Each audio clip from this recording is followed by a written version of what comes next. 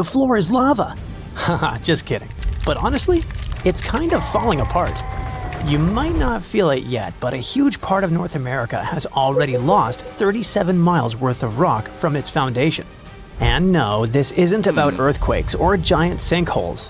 It's about the continent losing pieces of the very thing that keeps the ground from wobbling around like a bad carnival ride. A team of researchers has just dropped a geological bombshell. Part of North America's ground is thinning out like a very sad, very slow ice cream drip. How do they know? They basically gave Earth a high-tech full-body MRI and created 3D maps showing how rocks once considered indestructible are now melting away into the planet's guts, like an upside-down cheese pizza inside an oven. But to really understand this mess, you first have to meet my old friends, cratons. Cratons are like the roots of the continents. They're thick, tough, and ancient. We're talking billions of years old. These bad boys survived meteor impacts, supervolcanoes, and even the tectonic movement of plates. If the plates got into fistfights, for example, you can bet we would see mountain ranges being born. If they got a divorce, drifting apart from each other, then a whole new ocean would be born.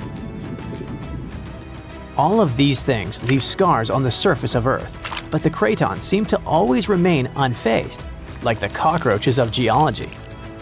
And since a craton can basically get punched in the face and feel nothing, scientists always assumed these things were nearly indestructible. But then, a group of researchers took their fancy machines to the test and realized that, wait, the cratons are falling apart? How? Enter the Farallon Plate, a really ancient tectonic plate that started to slide under North America's major plate over 100 million years ago. This is a pretty normal process, actually. It's called subduction, and it's how Earth recycles rocks and keeps itself from overheating. This subduction thing has been happening for so long that, by now, the Farallon is almost 400 miles away from the craton, sitting pretty chill at the lower mantle, weirdly close to the outer core of our planet. But the Farallon has been causing trouble, like that one roommate who moved out but keeps leaving weird stuff in the fridge. You see, as it sinks, it tugs on the bottom of North America's foundation, stretching it out and causing pieces to fall off into the deep mantle. And if that wasn't enough drama, the sinking Farallon has also leaked water and carbon dioxide into the surrounding rocks, making the craton even softer and easier to shred apart. Thanks, Farallon. Very cool of you. By studying hundreds of earthquakes across thousands of monitoring stations, scientists have confirmed the story. Big chunks of continental material are dripping downward, thinning the craton by as much as 37 miles. That's more missing rocks than can fit into a milk carton. Sounds dramatic, right? But don't worry. This is happening at a snail's pace. It'll take millions of years for anything noticeable to happen. Your great-great-great-great few grandkids from the distant future might still be standing on solid ground. But don't get too comfy. This thing may not be an urgent problem, but there's another type of sinking that's happening faster than you can say, "Help." Here's the thing. By 2050, at least 32 major cities in the US, including New York, Baltimore, and Charleston, could be partially underwater. And guess what? This one is mostly our fault. Scientists noticed that since 2007, some cities have been sinking into the ground between 0.04 and 0.08 inches every year. Charleston, in South Carolina, is pulling ahead in the worst way possible, sinking 0.15 inches annually. Sure, these numbers sound tiny and a bit ridiculous, but Charleston is barely 9 feet above sea level, and a little sinking goes a long way when the ocean is breathing down your neck. On really bad flood days, people there have to abandon their cars and basically swim home. This whole phenomenon is called land subsidence, and when you mix sinking land with rising sea levels, you get a disaster cocktail of flooded streets, salty farmland, ghost forests, and a lot of very cranky homeowners. And it doesn't stop with just homes. Infrastructure like bridges, roads, airports, and power plants, all things we rely on daily, are also at risk of serious damage.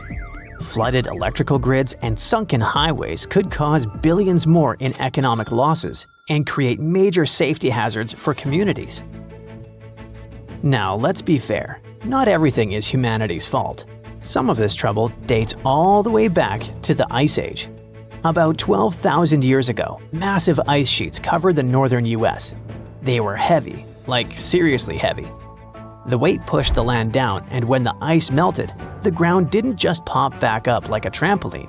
Instead, it started playing a weird game of geological seesaw. The places that were squished started rising, and the places that weren't got pulled down.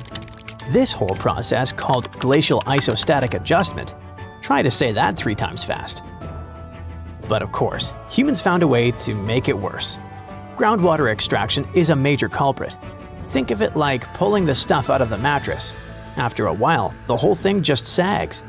In places like California's Central Valley, the land is dropping by up to 8 inches a year because we keep pumping out water during droughts. In cities like New York, the problem isn't just water. Skyscrapers themselves are making it worse. Yep, turns out if you stack millions of tons of concrete and steel onto soft ground, it tends to flatten. And in case you're wondering, the total mass of New York City's buildings is around 1.68 trillion pounds. That's about the same as 3.5 million statues of liberty piled up. With so much weight concentrated over a relatively small area, the underlying soils have no choice but to compress over time. And if you thought it couldn't get messier, think again. We've been building dams, which stop rivers from delivering fresh sediment to coastal areas. That sediment is kind of like Mother Nature's way of fluffing the ground back up. Without it, coastal lands are compacting like an old sponge. Plus, when wetlands are drained for agriculture or construction, the peaty soil dries out and collapses. Honestly, it's like the ground just can't catch a break. Scientists also noticed that the areas that used to be lush wetlands are now among the fastest sinking spots in the country, especially along the Gulf Coast. Louisiana, for example, is losing about a football field of land because of this mix of subsidence and rising seas. So what's the end game here for us regular people who just want to live above sea level? Well, it's not looking great. Ghost forests, which are basically drowned woodlands, are popping up. Farmland is turning salty and unusable. And even sunny day flooding, where streets flood without any rain, is becoming a thing. Yikes! Meanwhile, over on the West Coast, California is not exactly winning either. San Francisco and Los Angeles are both sinking, which means that rising sea levels could hit them twice as hard and twice as fast. In some places like the Palos Verdes Peninsula, the ground has been sinking so fast, people over there might as well live like moles. So, is America turning into the next Atlantis? Probably not next week, but without serious action, like cutting back on groundwater pumping and planning smarter cities, at least 500,000 people are in serious danger. And the housing damage could easily rack up a jaw-dropping $109 billion by 2050. In the end, while North America isn't about to sink like a poorly made souffle, it's definitely showing some cracks in the crust. So maybe let's ease up on groundwater pumping, rethink how and where we build, and invest a little more in keeping our feet dry. After all, if the floor really does become lava someday, we're gonna wish we had at least fixed the leaks first. Lake Michigan is one of the largest and most mysterious freshwater lakes in the United States. And now, deep inside it, scientists have stumbled upon something unexplainable. Vast, round craters scattered all across the lake's floor. It all started in 2022. A team of researchers wanted to map the lake's bottom and look for some shipwrecks. At first, they were sure it's going to be just some typical rocky terrain or sandy patches. But what they saw on their sonar screens stopped them cold. Strange, circular shapes that looked almost too perfect to be natural. They were hiding about 500 feet beneath the surface, in places where the water turns dark and impenetrable.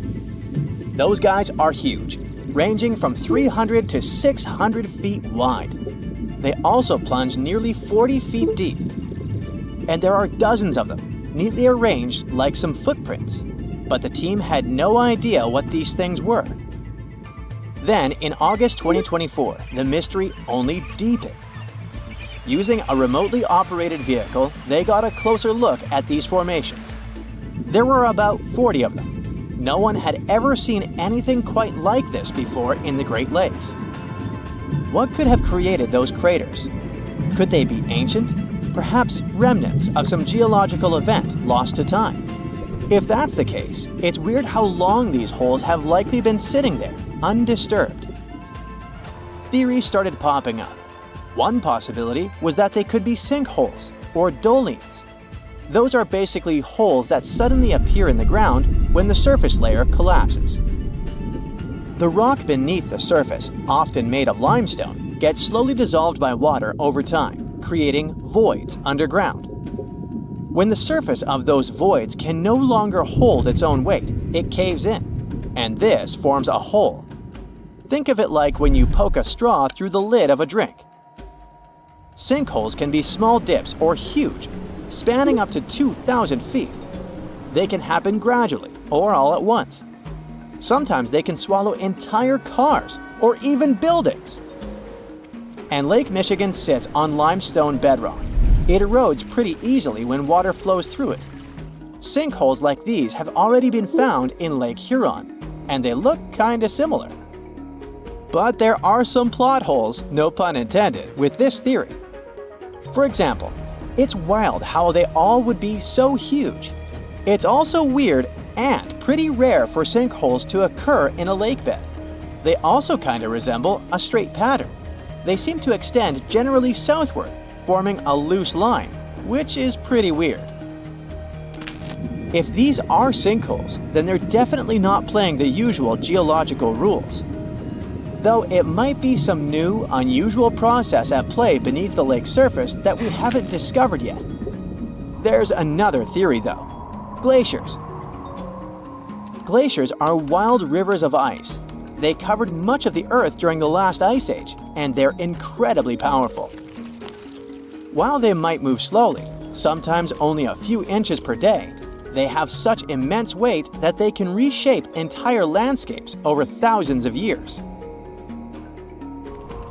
Glaciers can grind and scoop the land beneath them. They're basically like colossal bulldozers. Their weight, combined with the slow but steady movement, grounds down everything beneath them: rocks, soil, even bedrock. This can create deep gouges in the Earth's surface, called glacial troughs. During the last ice age, there were lots of glaciers all over the northern US, including the Great Lakes region. If they moved across what is now Lake Michigan, they could have carved out these deep holes. Glaciers often move in a pretty straight path. As they move, they cause terrain to erode, but the resulting erosion varies based on terrain. Sometimes there are places where the bedrock is softer or fractured, and these places are more easily carved and crushed by the glacier. That could explain why some holes could be bigger and deeper than others. Harder bedrock is less affected. But usually this leads to rounded, crescent-shaped depressions known as chatter marks. Those marks are more like grooves rather than circular, big craters like those in Lake Michigan. Once the glaciers melted, the Great Lakes themselves formed. If the craters were formed by them, they may have filled with water, becoming part of the Michigan Lake. Though this theory is more like a speculation, so we need more evidence. But there's another layer to this mystery. The craters are not just curious geological formations. They actually may hold valuable clues about early life on Earth. Parts of Lake Michigan, especially dark ones, are relatively low in oxygen. It's like a lighter version of deep ocean environments that often have very little of this element. For example, hydrothermal vents deep in the ocean, underwater openings in the Earth's crust with some hot, mineral-rich water that are often very low in oxygen. But some organisms love places like these. For example, a possum shrimp. teeny tiny shrimp-like creatures that love cold, deep waters. They get their name because they have a pouch to carry their young until they're ready to be on their own, like an opossum. Or deep-water sculpin fish, small bottom-dwelling fish that also enjoys cold lakes. They're well adapted to living in dark waters and usually stay close to the lake bed. And weird organisms like invasive quagga mussels, which kinda look like shells. These are small freshwater mussels that have spread there to the Great Lakes. They attach themselves to hard surfaces and can cause problems for ecosystems by competing with native species for food and space. All these guys could be in Lake Michigan, and even more. There might be microbes or even bacteria that are specially adapted to these harsh conditions, just like it was in Lake Huron. There's only a handful of creatures that could survive deep within these craters, and studying them could give us insight into how life once flourished in Earth's ancient, oxygen-poor oceans. That's because it's in places similar to these where some of the earliest life forms thrived. Early Earth had an atmosphere with little oxygen, although it was much more hot and ancient microbes adapted to this. The Great Lakes, especially Lake Michigan, have always had a bit of a ghostly reputation. Like even this mission was organized to study the shipwrecks. There were about 6,000 of them in the Great Lakes. Many of these wrecks are still sitting on the lake beds, preserved by the cold, fresh waters. And shipwrecks aren't the only strange things tied to the Great Lakes. Over the years, there have been stories of unexplained disappearances. Boats and even planes have vanished without a trace. The lakes, often calm on the surface, can suddenly turn dangerous with unpredictable storms and massive waves, leading to these mysterious events. Not even mentioning all the creepy stuff people noticed there over the centuries, such as ghostly lights above water or bizarre weather patterns like eerie, sudden fogs that seem to appear out of nowhere. In 2007, they even discovered some prehistoric structure that looks like Stonehenge there. Well, it was way smaller, but still. It lay about 40 feet below the surface in the heart of Grand Traverse Bay, and it's speculated to be about 9,000 years old, way older than Stonehenge. Looks like this is a print of those who lived in the area thousands of years ago. These massive stones are arranged in a careful, winding pattern stretching over a mile. They range in size from basketballs to compact cars. But one, in particular, stands out. A boulder 3.5 to 4 feet tall, 5 feet wide. It's etched with the image of a mastodon, a creature that roamed the Earth about 11,000 years ago before it went extinct. It probably sank there during the end of the last ice age we mentioned. This period had reshaped the region.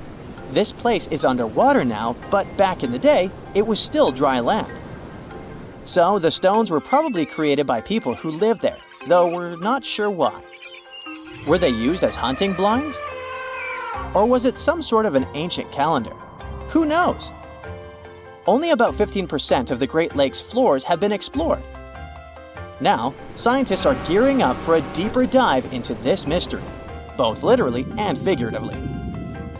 They want to analyze the lake beds surrounding the craters, hoping that maybe something in the environment around them might have caused them to appear.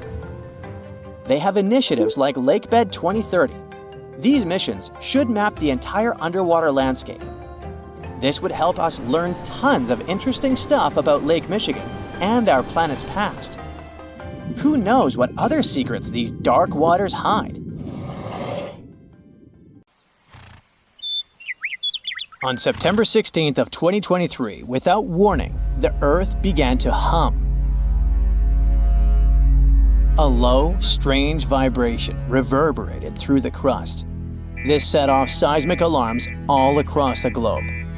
For 9 days straight, the planet was pulsing with this horrifying rhythm, and scientists had no idea what was going on. Meanwhile, the total disaster was happening in Greenland. It wasn't an earthquake. They knew that much. They could tell it by the rhythm. Since we all live on giant tectonic plates, they constantly move and slide on magma like icebergs on water. Sometimes as they move, they can rub against each other or collide or break. In any case, all this causes an incredible release of energy that sends shockwaves through the ground. That's when we feel the ground literally shaking, and it's what we call an earthquake. These vibrations we feel are called seismic waves.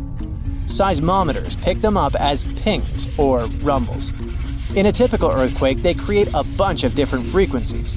It's a crazy chaotic mix of low and high frequencies, like smashing every piano key. What was weird about the Greenland event is that the signals weren't like that at all. It was a steady, single-frequency vibration, as if some ancient machine was stirring beneath the earth. It's like one piano key being struck over and over, creating a doom-like, repetitive sound. Turns out, what they were hearing wasn't the noise of tectonic plates going wild. It was a phenomenon seismologists had never seen before. The days passed, and the mysterious noise just kept going. The vibrations repeated every 90 seconds, echoing around the world. The hunt for answers was growing more desperate. Seismologists had no idea what they were dealing with. They had to gather a huge international team of 68 people from 15 countries. All these scientists were gathering seismic data, satellite images, and doing some advanced math for several days, until they finally realized who the culprit was. Water. It all happened in a remote, desolate region of East Greenland. This place is full of fjords, narrow inlets of the sea between high cliffs, kinda like deep water-filled valleys surrounded by towering rocky sides. In this area, surrounded by jagged peaks and icy waters, the air was still. The landscape seemingly frozen in time. Nothing here changed much for years. Until one day, a colossal landslide has unfolded in the Dixon Fjord.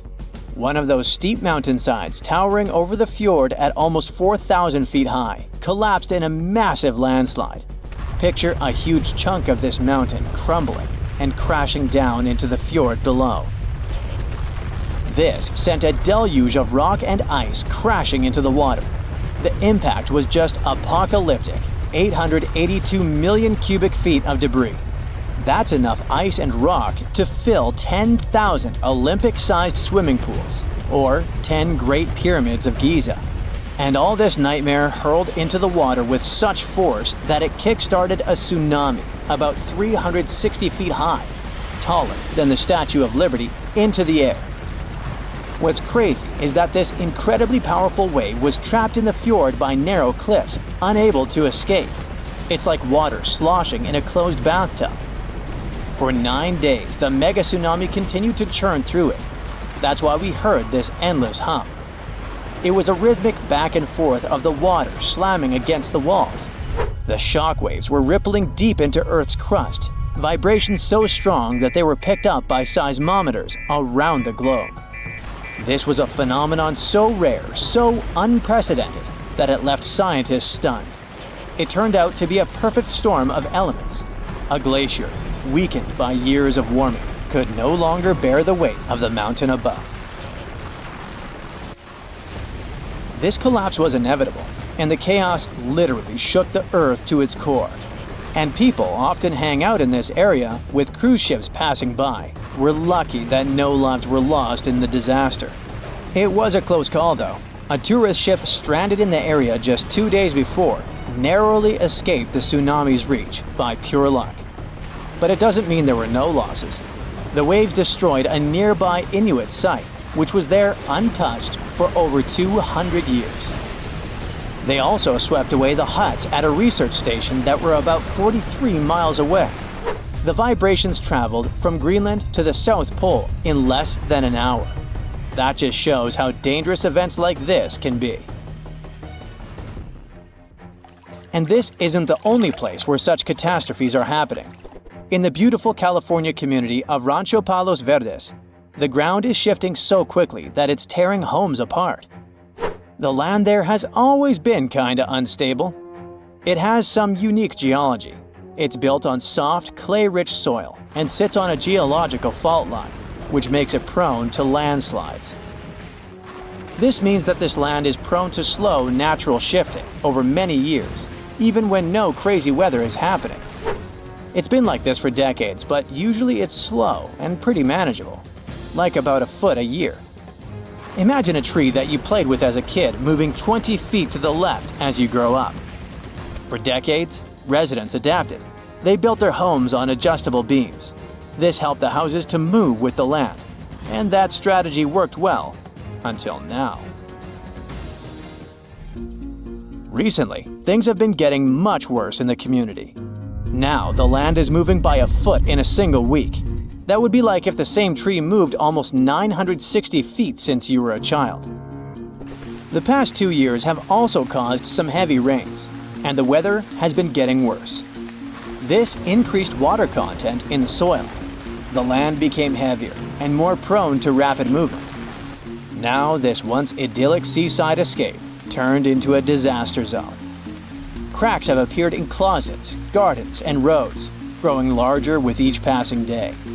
Streets that were once smooth are now buckled and twisted, with roads turning into a crazy theme park. Houses that once stood firm are being ripped from their foundations, some of them split in half. One of the houses had its front door 8 feet off the ground. Entire neighborhoods have been plunged into chaos. Utility companies had to switch off gas and electricity indefinitely to prevent potential disasters. The hardest hit is the coastal neighborhood of Portuguese Bend, where residents are living on the edge, literally. It always had amazing ocean views and cool sea breezes, with horses and peacocks still wandering the tree-lined streets. But now, it's like an earthquake hit. Only this time, the earth isn't stopping. For many, this place feels like paradise, if only the land would stop shifting beneath their feet. So the locals don't give up. Some of them had to leave, but many are determined to stay and fight, despite the destruction. But they still have to pour in hundreds of thousands of dollars to save their properties. People have installed generators to keep the lights on and set up sewer systems and pumps to drain the groundwater causing the landslides. Some say that the only way for these neighborhoods to survive might be to go completely off-grid, installing power walls to store energy and stuff like that. People are trying their best to run the sewer system off generators. They hope that they could get rid of this water in the soil that's causing these hellish landslides in the first place. They're determined to fight, but they will need help and support from the government to fight this disaster. Landslides are actually more common across the US than many might think. And new maps and data show that tons of people in the country might be in danger. Scientists managed to create the first very detailed, very cool map that shows where these landslides might happen, county by county. It's based on a lot of data and the history of 1 million previous landslides. They say that nearly 40% of the United States is at risk of experiencing landslide activity, which could lead to some insane catastrophes in certain areas. Luckily, now both residents and engineers can keep this in mind. But all this shows how vulnerable we are to natural disasters and how we should always stay alerted. Deep under the Indian Ocean, there's a giant patch where gravity doesn't work like on the rest of the planet. I mean, the gravitational pull works constantly, but Earth is not a regular sphere. Its surface is not smooth. It's covered with lumps and bumps like a potato, because our planet is not the same everywhere inside. Some parts are denser than others. Let's say you could pour water across Earth's surface. The shape this water would make is called a geoid, and it's like that because of the differences in materials inside the planet. That's why gravity isn't the same everywhere, and down there in the dark depths of the Indian Ocean, it's weaker than usual. That spot is something we consider a giant gravity hole that stretches more than 1 million square miles in size. It's roughly where the ocean floor sinks down in a giant depression.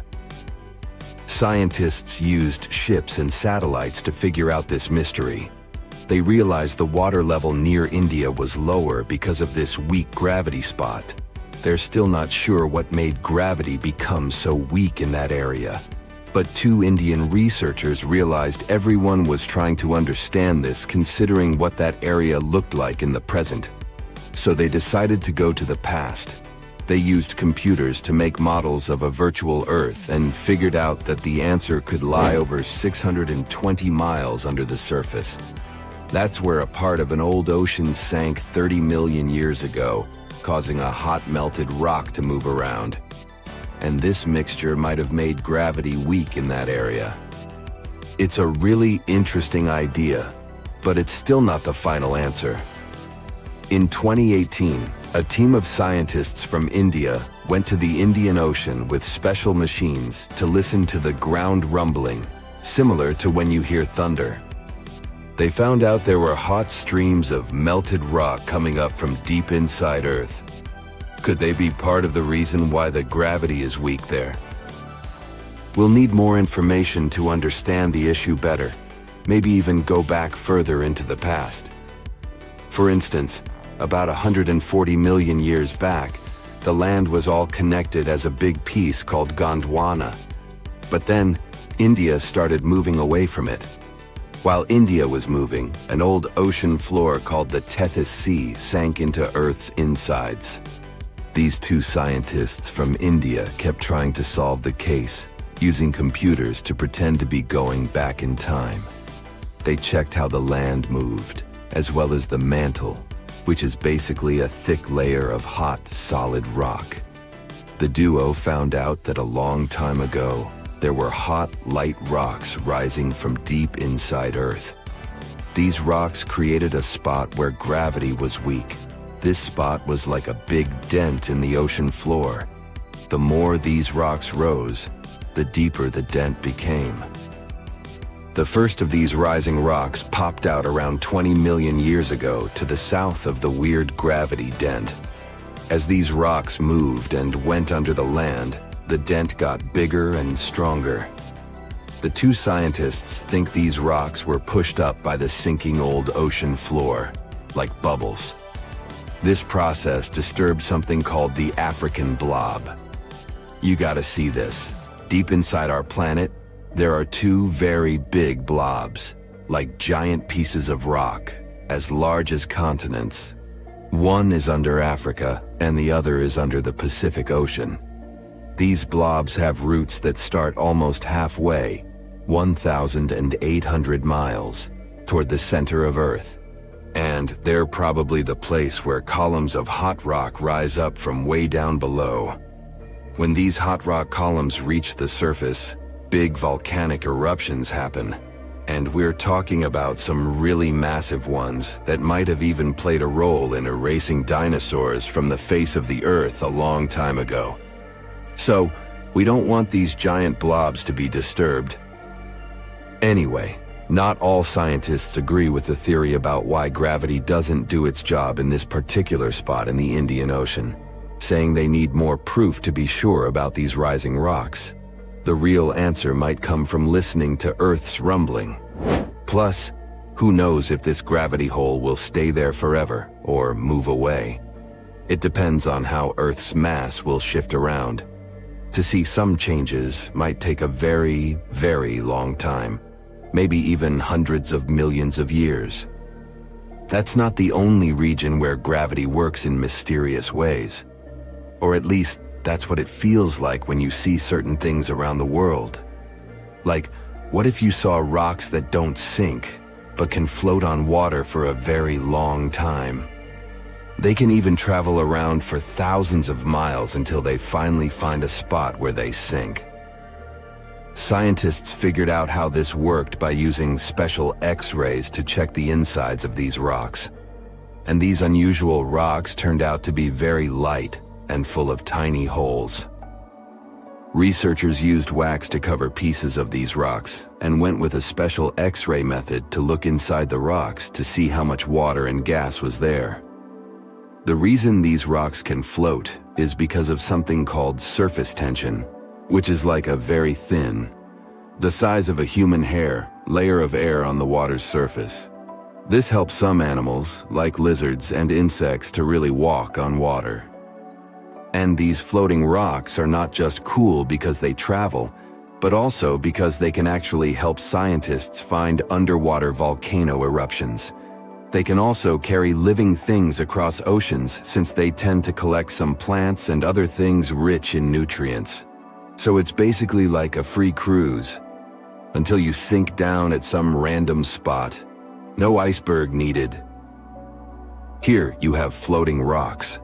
And in Death Valley in California, there's a strange phenomenon where big rocks move across a dry lake bed and leave trails behind them.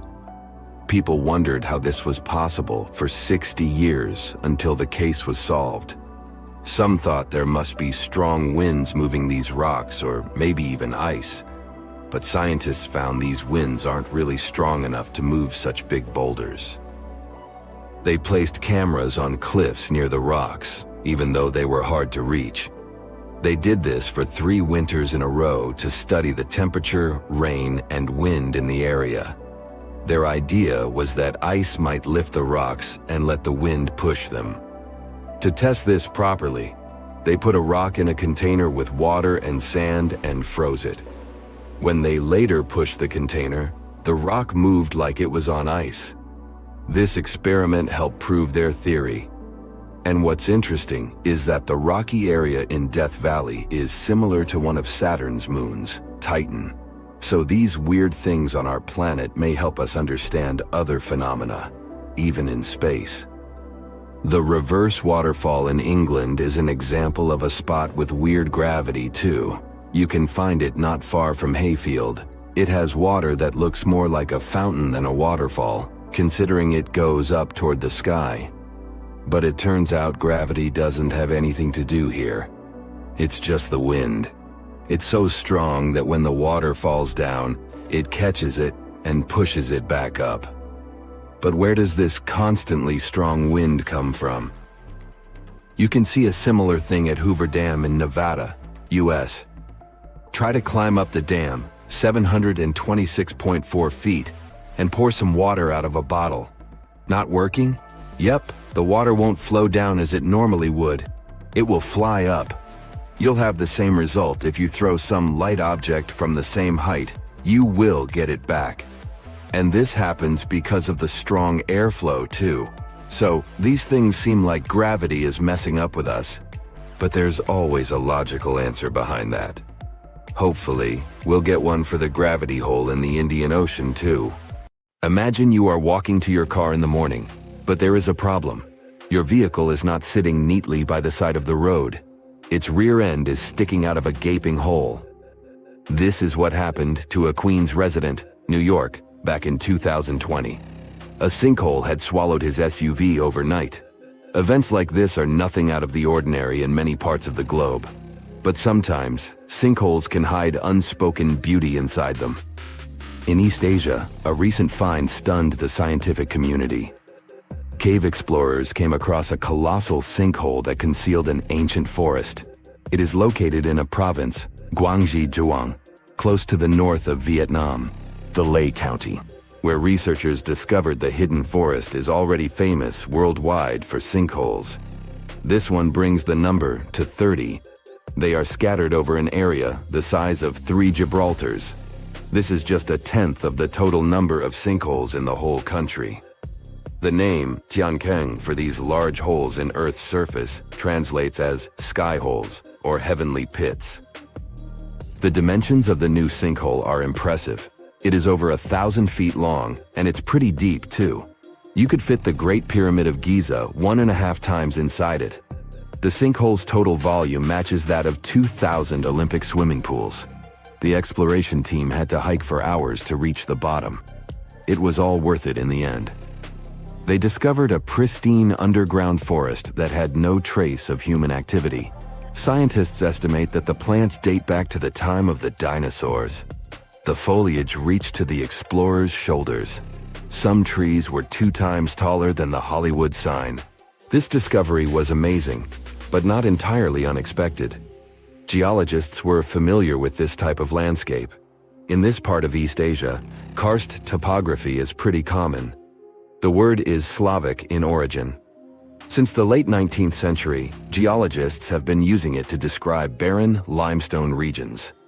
This type of landscape features fissures in the ground, caves, underground streams, and, of course, sinkholes. Karst forms in parts of the world with heavy rainfall. The water dissolves materials such as limestone or dolomite. This creates a scenery that many people describe as wild beauty. Karst terrains have a practical purpose as well. They are ideal for storing water that humans can drink. Around 700 million people around the world use these karst aquifers as their primary water source. In the United States alone, 40% of the groundwater used for drinking comes from them. Springs of Florida and the Mammoth Cave in Kentucky are just some of the most famous karst areas. Geologists classify around a fifth of the U.S. land surface as karst. This type of terrain exists on other continents as well, in the Caribbean, Europe, Australia, and Asia. Due to local differences in climate and geology, karst doesn't appear the same everywhere. In the Spanish province of Malaga, the landscape consists of barren rock. This is what the karst regions of Italy, Slovenia, and Montenegro also look like. In East Asia, the landscape over the karst is green. This is because of the humid tropical climate. Sinkholes and cave entrances are usually hidden behind lush vegetation. The region's unique appearance got it inscribed on the UNESCO's World Heritage List in 2007. The world's second most populous country is home to 2/3 of the planet's natural occurring sinkholes, tiankengs. They start to form when rainwater seeps into cracks in the limestone. Over time, the gaps widen as more and more material is washed away. At one point, the ground above the limestone becomes unstable. The end result is the collapse of the surface layer. This happens suddenly and without prior warning signs. Once a hole forms in the ground, water starts filling it up. Another way for a sinkhole to form is the existence of an underground cave. Its roof can collapse. The shape of such sinkholes resembles a funnel. It is wider at the opening on the top and narrower near the bottom of the pool. The most famous of these sinkholes are cenotes. They occur naturally on the Yucatan Peninsula in Mexico. The region is home to more than 2,000 cenotes. They are all former caves whose roofs had collapsed at some point in time, and they are filled with fresh water. The local people have been using them as water sources for thousands of years. The ancient Mayas gave them mystical symbolism. For them, the cenotes were passageways to the other world. In reality, they are just a feature of karst terrain. Sinkholes that form in regions with abundant rainfall and limestone beneath the surface soil. The depth of a sinkhole can vary significantly. The smallest are barely 3 feet deep. When it fills up with water, it turns into a pond. A large lake can form in the place of a large sinkhole. One example is the Red Lake in Croatia. The most impressive thing about it are the steep cliffs that rise above the lake. They are nearly 800 feet tall. The world's biggest and deepest sinkhole, Zhaoshai Tiankeng, lies in the vicinity of the Yangtze River. The outside world discovered it only in 1994. The hole is so deep that you could stack up 7 statues of liberty inside it. During the rainy season, a waterfall cascades from the pit's mouth into a cave system at the bottom. But not all sinkholes fill up with water. This was the case with the newly discovered giant sinkhole in Asia. It developed its own ecosystem. The high humidity and low temperature inside it were perfect for plant life to thrive. The very bottom of the hole is connected to an underground water flow. Scientists discovered 72 species of rare wild plants in the area. They are in danger of disappearing on the surface. But inside the sinkhole, they have found the perfect conditions for growth. The enormous opening in the ground is essentially a wildlife refuge. This was confirmed in 2021. That's when biologists discovered 2 species in the Yunnan province that they previously thought had gone extinct. Who knows what other animal and plant species are still hiding in there? Exploring these underground cave systems can be quite dangerous. They are often home to venomous snakes and mosquitoes. Even descending into a sinkhole is perilous. The cliffs are steep and stones are often very sharp. That's why the exploration of sinkholes in Asia is going slower than research would like. The sinkholes I've mentioned so far have all formed naturally. Erosion is the main process behind their creation. But the ground can also open because of human activity. Everything from a construction site to a leaking sewer pipe can cause the earth to give way. Sinkholes in urban areas pose a risk to infrastructure. One of the most famous examples of this happened in Japan in 2016. A busy street in downtown Fukuoka collapsed near the main train station. The sinkhole severed power lines and pipes that lay underground. Luckily, no one was injured. The diligent Japanese engineers repaired the damaged road section in just 48 hours. The biggest issue with sinkholes is that you never know when and where they are going to open. The best tool that geologists have for detecting underground cavities is ground-penetrating radar, GPR. It resembles a land mower. The operator goes up and down a troubled area to scan the ground underneath. The radar sends out impulses that detect any contrast between different materials. It feeds back this info in the form of a 2D or a 3D image. Once engineers detect a potential sinkhole, they use different techniques to stabilize the ground above it. The simplest method is called grouting. It involves filling the hole so it won't collapse. The most common materials are polyurethane foam and cement. The alternative is to lift a structure above the sinkhole. This technique is called underpinning. Workers drive steel rods into the load-bearing deeper layer of soil. This is the same construction method engineers use to erect stilt houses above the waterline. If you were in Kuala Lumpur this August, you might have seen something out of a disaster movie. A group of divers, fully suited up, preparing to dive into the asphalt. But this wasn't fiction. It was a real-life rescue mission for a woman swallowed by a sinkhole right in the middle of the city. She was walking down the street when a 26-foot-wide hole opened beneath her feet. The entire city of Kuala Lumpur was shocked by what happened.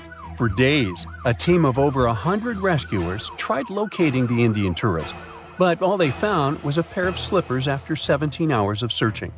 The city even hired divers who went down the sewers in full scuba gear. Their reports weren't too hopeful, though. They said it was pitch black down there, and their missions would constantly be thwarted by strong currents of water and sewage. Sinkholes are like nature's surprise trapdoors. They happen when underground erosion, often caused by water, weakens the ground beneath us. Running underground water dissolves minerals deep within the soil, leaving gaps within the rocks. This process, known as weathering, weakens the soil a lot. Once the voids and gaps become large enough, the top surface collapses, creating a giant hole. This happens without any warning, though.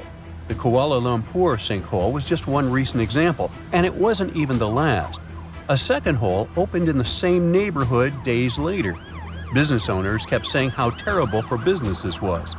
This area of Kuala Lumpur was usually busy with tourists, but the disasters kept them away for days. Sinkholes aren't fussy about when or where they show up. Look here, this is a scene from Naples, also earlier this year. It was a typical Wednesday morning when a sinkhole suddenly opened on a quiet street, swallowing 2 cars in the process. One of the cars was parked, but the other had people inside. By some miracle, the passengers managed to escape with just minor injuries, but the incident shook the entire city. The mayor blamed the event on years of neglecting the city's sewer system, saying it was the poor infrastructure that had made the ground unstable. Oh, and then there's Florida, nicknamed Sinkhole Alley for some good reasons. This year, Highland City, about 40 miles east of Tampa, experienced a dramatic sinkhole event. A local named Kyle was woken up by his frantic neighbor early one morning. When he went outside, he discovered that a 60-foot deep sinkhole had appeared in his front yard, just inches from his kid's bedroom. Kyle was terrified, especially with his little one so close to the danger zone. His house wasn't damaged, but it was a narrow escape. Sinkholes aren't new to Florida. Back in 2013, Hillsborough County saw one of the most tragic sinkhole incidents in the state's history. Jeff, the resident of a one-story home built in the 1970s, was sleeping peacefully one night when the ground beneath his house began to collapse. Within a few minutes, a sinkhole had opened, swallowing part of the house with Jeff still inside. The other 5 people in the house managed to escape, but he wasn't as lucky. By the time the fire department arrived, they judged it too dangerous to conduct a full-scale rescue. Sinkholes are too unpredictable, and sending heavy equipment into the area could have caused the ground to give away even further. The county was so shocked by the event that they purchased the land where the sinkhole opened, plus some surrounding properties, to make sure no one would ever build there again. It turned out to be a smart move, as the sinkhole reopened twice more after the initial collapse. Both times the area was empty, so nobody got hurt. What makes Florida especially vulnerable is its unique combination of factors. Most of the ground in the state is made of carbonate rocks, like limestone, which are highly porous and erode easily. The state also experiences cycles of drought followed by heavy rainfall, which weakens the ground even more. To top all of that, the rising sea levels mean that groundwater is rising too, which only makes matters worse. Local governments have tried to manage the situation by changing the course of underground water currents and reinforcing vulnerable areas. But sinkholes are something they can't really get rid of. I know what you're thinking. Sinkholes are terrible villains. But they aren't only bad. In some cases, they become tourist attractions and even homes to unique ecosystems. This sinkhole appeared in the middle of the sea and is called the Yongle Blue Hole or the Dragon Hole. The Dragon Hole is a maritime wonder where over 20 distinct species of fish call home, even if the water is a bit more acidic than fish tend to like. No wonder scuba divers and snorkelers love these blue waters. The Dragon Hole is 984 feet deep, and it appeared near the Parasol Islands. Scientists discovered it back in 2016, and it's believed to be the deepest blue hole in the world. A blue hole happens whenever a sinkhole forms underwater. Here's your quick science overview. Under any body of water there is land, also known as seabeds or ocean floor. Let's say this seabed is formed by carbonate rock, such as limestone. If penetrated by water, limestone tends to dissolve in its deepest layers, allowing for the appearance of caves and cavities. This is a process that starts deep beneath the ground, making its way up to the surface. When it reaches the surface and the so-called ceiling of the cave is frail, then bam, that's when we get an underwater sinkhole, also known as a blue hole. Another way deep holes form is through underwater chemical reactions. When the fresh water from deep beneath the soil meets the salt water from the oceans, this can cause chemical reactions. These reactions produce weak acids that eat the bedrocks and create these huge underwater caves.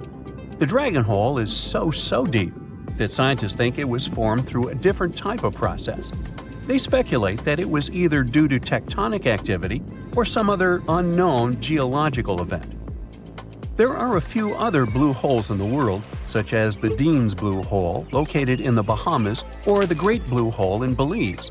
This last one is an extremely popular diving destination, where tourists get to explore this 480-foot deep sinkhole. But wait until you see this wild sinkhole in Brazil. Meet the Hole of Macaws, one of the biggest island sinkholes in South America.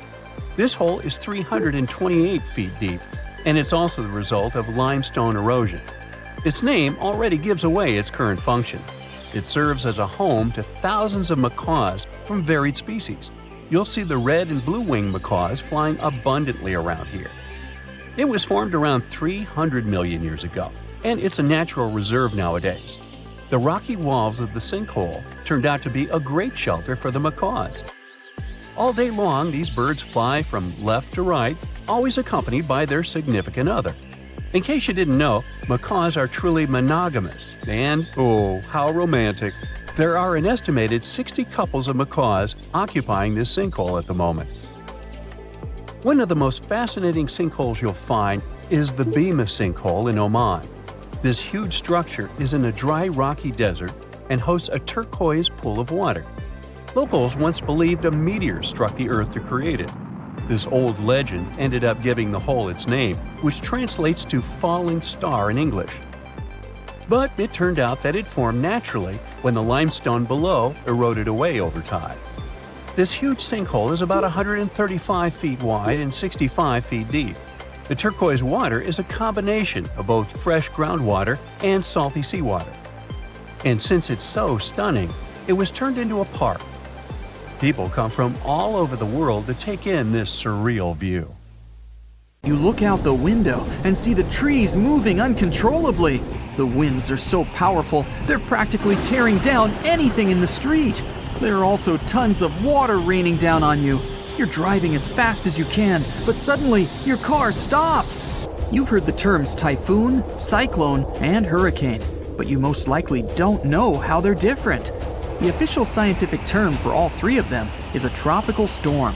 While they're practically the same thing, and they form the same way, they're different depending on where they occur. Hurricanes are the ones that form over the Atlantic Ocean or the Eastern Pacific Ocean. Tropical cyclones act as giant engine turbines powered by warm, moist air and form only over warm bodies of ocean water near the equator. The warm and moist air surrounding the ocean rises and leaves low-pressure air close to the surface. In turn, the air below becomes moist and warm and also rises. The cycle goes on, with warm air pushing up and squeezing the low pressure near the surface, only to rise as warm, moist air. When the warm, moist air cools off, it forms clouds.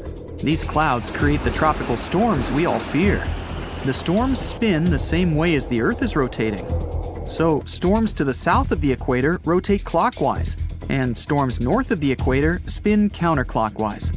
The eye of the storm happens when the storm spins so fast that it actually becomes visibly clear in the center with low air pressure. But you'd have to look at it from above, which is super risky. Tropical storms normally move at around 39 miles per hour. Tropical cyclones are way faster, around 74 miles per hour. They're also known as hurricanes. If you're standing at the tip of the North or South Pole, the Earth's rotation will appear to stand still, even though the rest of the Earth is experiencing day and night like everyone else. In the poles, you have really long nights and days that last for months. Over at the equator, time moves along with the distance around the planet, which is around 25,000 miles long. The Coriolis effect makes wind patterns traveling long distances around Earth appear to move in a curve rather than a straight line. And because of the planet's unique shape, the speeds are different. It affects the Coriolis force and hurricanes as well. Because there's no curving of the object's path as measured relative to Earth's surface at the equator, the Coriolis force equals 0. A hurricane starter pack includes deep, warm ocean water. It all happens in the moist middle layers of the atmosphere, with a chilly atmosphere on top. It also takes some low wind and some surface disturbance. And it can stretch around 300 miles away from a large body of water where the center of a large hurricane is. The good thing is that hurricanes get weaker when they hit the land, because the warm water in the middle of the ocean isn't giving it the juice it needs to stay pumped. But it'll still carry a sustainable amount of damage with the strong winds and rain. In 1900, one of the biggest hurricanes struck near Central America and in the Gulf of Mexico. It then went as far as Florida and Texas, and is considered to be the most devastating hurricane in the United States' history. They first detected it on August 27th, and it lasted for many days. By the time it reached the Texas coast, the storm had turned into a Category 4 hurricane. Hurricanes are categorized on wind speed and intensity, using something called a Saffir-Simpson scale. There are 5 different categories from 1 to 5, with 1 being the weakest and 5 being the strongest. A Category 1 storm has winds moving at between 74 to 95 miles per hour. You can expect some trees to be uprooted and mobile homes destroyed. It can take out some home exterior and cause major power outages. Category 5 hurricanes speed up to over 155 miles per hour and leave nothing in their path. They can even wipe out some buildings right off their foundation. And because the winds are faster, there is more damage around its radius. Another thing to expect is lots and lots of flooding. The people of Galveston had less than 4 days to prepare for the arriving storm that even stretched out to Oklahoma and Kansas with 20-foot flash floods. The Great Hurricane then made its way to the Great Plains and turned towards the Great Lakes, New England, and reached southeastern Canada. The storm was so bad that more than 3,600 homes were damaged, even though they were sturdy enough to withstand the storm. Given the population numbers back then, it was equivalent to hundreds of thousands of houses destroyed, if not millions. The total property damage was around $30 million then, which would be a lot more now because of inflation. After the devastating storm, the people of Galveston built a 3.5-mile seawall and raised the whole city level by as much as 16 feet. Eventually, they raised the seawalls to 10 miles, just in case. If a storm like the one in Galveston struck in modern times, there wouldn't be enough places for everyone to hide. The population has increased significantly all over the areas where the storm struck back in 1900. So, imagine yourself sitting in your car and getting the breaking news. It says a storm has just hit the Gulf of Mexico and east of it near Cuba. No biggie, since you're all the way in Texas. So you drive back home. There's plenty of people at gas stations and in supermarkets.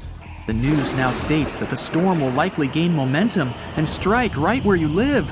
Okay, now it's time to panic. You want to get some stuff to prepare for the incoming storm, but all the shelves are empty by now. Everyone is pushing and shoving like at a rock concert. You grab whatever you can find and make your way back to your car. You're lucky enough to purchase some extra gallons of gasoline, just in case. You drive from supermarket to supermarket to try and get some stuff, but you're out of luck. Finally, you find a place that still has some essentials. You start stocking up your shopping cart when the local news urges everyone to evacuate. You only have a matter of hours to leave. But you left your dog at home! You rush against the traffic to get there. Your entire neighborhood is completely empty. You fetch your precious pooch and grab some important things before leaving. There's just a little time left, and you can already start to feel the winds picking up and the ocean nearby. The news tells you the hurricane has already struck Florida. You get in the car, but it won't start. Since you were driving so fast, you didn't realize that you emptied your gas. Good thing you got those extra gas cans on the way. With half a tank, you can get out of your city and into a safe place where everyone is going. The winds are getting stronger. There's no way you're going to outrun this storm. There's no one in sight since they all left early. It starts raining heavily. You can see some trees swaying like crazy. Finally, you find something that looks like a large shelter. You reach it to find out that it's just an abandoned mall. And then, the worst happens. You realize you've been going in the wrong direction all this time. You get out of the car for a bit to stretch out and see which road to take. The winds are so strong that you go back to the car only to find out that your dog ran off. You can't find her anywhere. You drive around and call out her name, but she doesn't respond. You see her standing behind some bushes barking. You run down to her and discover that she has found a cool underground abandoned shelter. The winds have now reached a dangerous point where you can't drive anymore. You gather your stuff and head down. It's complete with everything and even has a bed. You can hear the winds and rain above you, but you're snuggled up with your dog. The next day, you get up and see that your car has been tossed over to another road, and there's not a single tree in sight. But hey, you can at least be happy you survived one of the strongest storms in the world. A tsunami hitting major cities on or near the Mediterranean Sea and in the northeastern part of the Atlantic Ocean is not a matter of if, but when. It is scary and surreal to think that places like Cannes or Barcelona could suddenly get slammed by a huge wave, but the fact is, European coastlines are in active tectonic areas. Only about 10% of all tsunamis worldwide happen in the Mediterranean, and there have been at least 290 tsunamis in this area since 1600 before Common Era. Despite the relatively low number, this phenomenon has caused numerous devastating disasters throughout Europe's history. Back in 1755, an estimated 8.5 magnitude earthquake with an epicenter southwest of Cape St. Vincent triggered a tsunami that destroyed most of Lisbon, the capital of Portugal. About 40 minutes after the earthquake, this massive wave just slammed into the harbor in downtown, racing up the Tagus River. The phenomenon was so fast that several people on horseback had to gallop to higher ground to avoid getting carried away. And this was just the beginning of a nightmare. with 2 more terrifying waves hitting Lisbon right after. A disaster like this is similar to what we see in the Pacific Ocean several times a century, but in the Atlantic, it's very rare. This type of major tsunami is expected to happen every 3 to 5 centuries, but now it could happen tomorrow. Marseille in France, Chipion in Spain, and other cities are on the list of important locations that could be flooded soon, with a roughly 100% chance of being hit by a tsunami in the next 30 years. Statistics show that the wave will probably be more than 3 feet high. I know, it doesn't sound like much, especially since when we think about tsunamis, we imagine terrifyingly tall waves, like the one that hit Lituya Bay in Alaska. In that case, the wave was over 1,700 feet tall. But we must remember that even waves only 19 inches high can be dangerous to swimmers, because it's not the height of the tsunami that matters, but also the flow and movement of the water. Not to mention the flooding, which can damage beaches, harbors, and streets. If the coastline has a small harbor and the waterfront is exceptionally low, like Cannes, this natural disaster might be much more dangerous. Tsunamis around 6 feet high can lift cars off the ground, while smaller waves can create walls of water traveling at 40 miles per hour. Plus, there are these smaller events that might not wreck everything, but still can cost a ton of money. For example, large sandbars that move around on the ocean floor, like sand dunes shifting in deserts. They can mess up pipelines or deep-sea cables for internet and communications, and that ends up costing businesses and governments millions of dollars.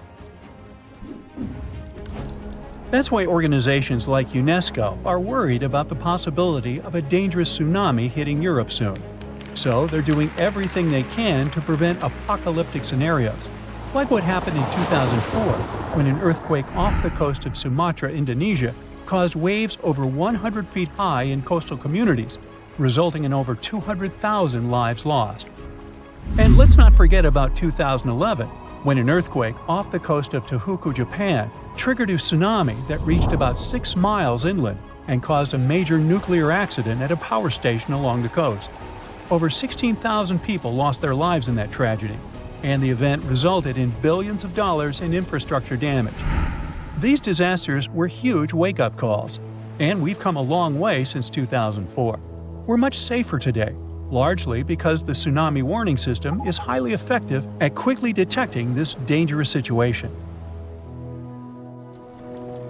Unlike many other natural phenomena, a tsunami can be anticipated. We may only have a few minutes to act, but if we all know what to do, many lives can be saved. And in most parts of the world, sirens are commonly used to alert people to tsunamis. To sound the siren as early as possible, initial tsunami alerts usually rely only on seismic data. First, specialists receive information about an earthquake. Seismic waves travel about 100 times faster than tsunamis, so they have enough time to analyze the data and see if the earthquake might have generated a tsunami and whether they should issue an initial tsunami alert. At U.S. warning centers, for example, scientists typically issue initial alerts within 5 minutes of an earthquake. If a tsunami is suspected, these alerts may also include information about wave arrival times, recommended actions, and potential impacts. But sounding the alarm is not enough. To save lives, coastal communities also need to be trained to respond fast and in the best way possible. That's why UNESCO produced this program called Tsunami Ready, aiming to train people living in coastal areas at risk on how to act in case of a tsunami event by the year 2030. The idea is to help communities stay safe by teaching them how to protect their livelihoods and safeguard their homes. Being recognized as Tsunami Ready by UNESCO doesn't mean a community is tsunami-proof, of course. It's more like a recognition that they have adopted all possible measures to mitigate tsunami risks. So authorities are helping communities to prepare themselves by installing evacuation signs, establishing security procedures, and creating plans to warn tourists. Like Spain, which distributed tsunami warning signs along the entire coastline, as well as signs showing evacuation routes to higher ground. And Spain better be prepared. I mean, only 7 tsunamis have hit the country since the year 365, so it's difficult to predict the effects of such an event. But they could be devastating, considering that Spanish coastal areas are so economically important. There's also a danger zone in the Averroes Fault beneath the Barents Sea. If an earthquake happens at this point, people will have only 21 minutes to escape a tsunami. UNESCO has also established 12 tsunami warning centers, which cover Europe as well. This initiative involves 5 centers located in the Mediterranean and Northeast Atlantic regions. These centers can save thousands of lives because they monitor ocean disturbances 24/7. Then, after analyzing the threat, they send out messages based on the event's potential to cause a tsunami. The intensity scale ranges from no effect to completely devastating. And by that, they understand that nearly all brick buildings could be demolished by waves, and even the most reinforced concrete structures could suffer heavy damage. Now, so far, we have mostly talked about tsunamis caused by earthquakes along converging tectonic plate boundaries. In fact, earthquakes have accounted for over 80% of tsunamis since 1900.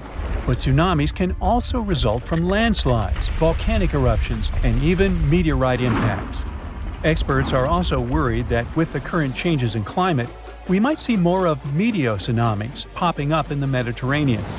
These ones are triggered by freaky weather conditions and can mess with any coastline that's got a shallow seafloor. They might not be as huge or famous as the earthquakes ones, but they can still cause significant property damage and put people in danger. For instance, in 2006, a meteotsunami struck the harbor of Ciutadella on the Spanish island of Menorca.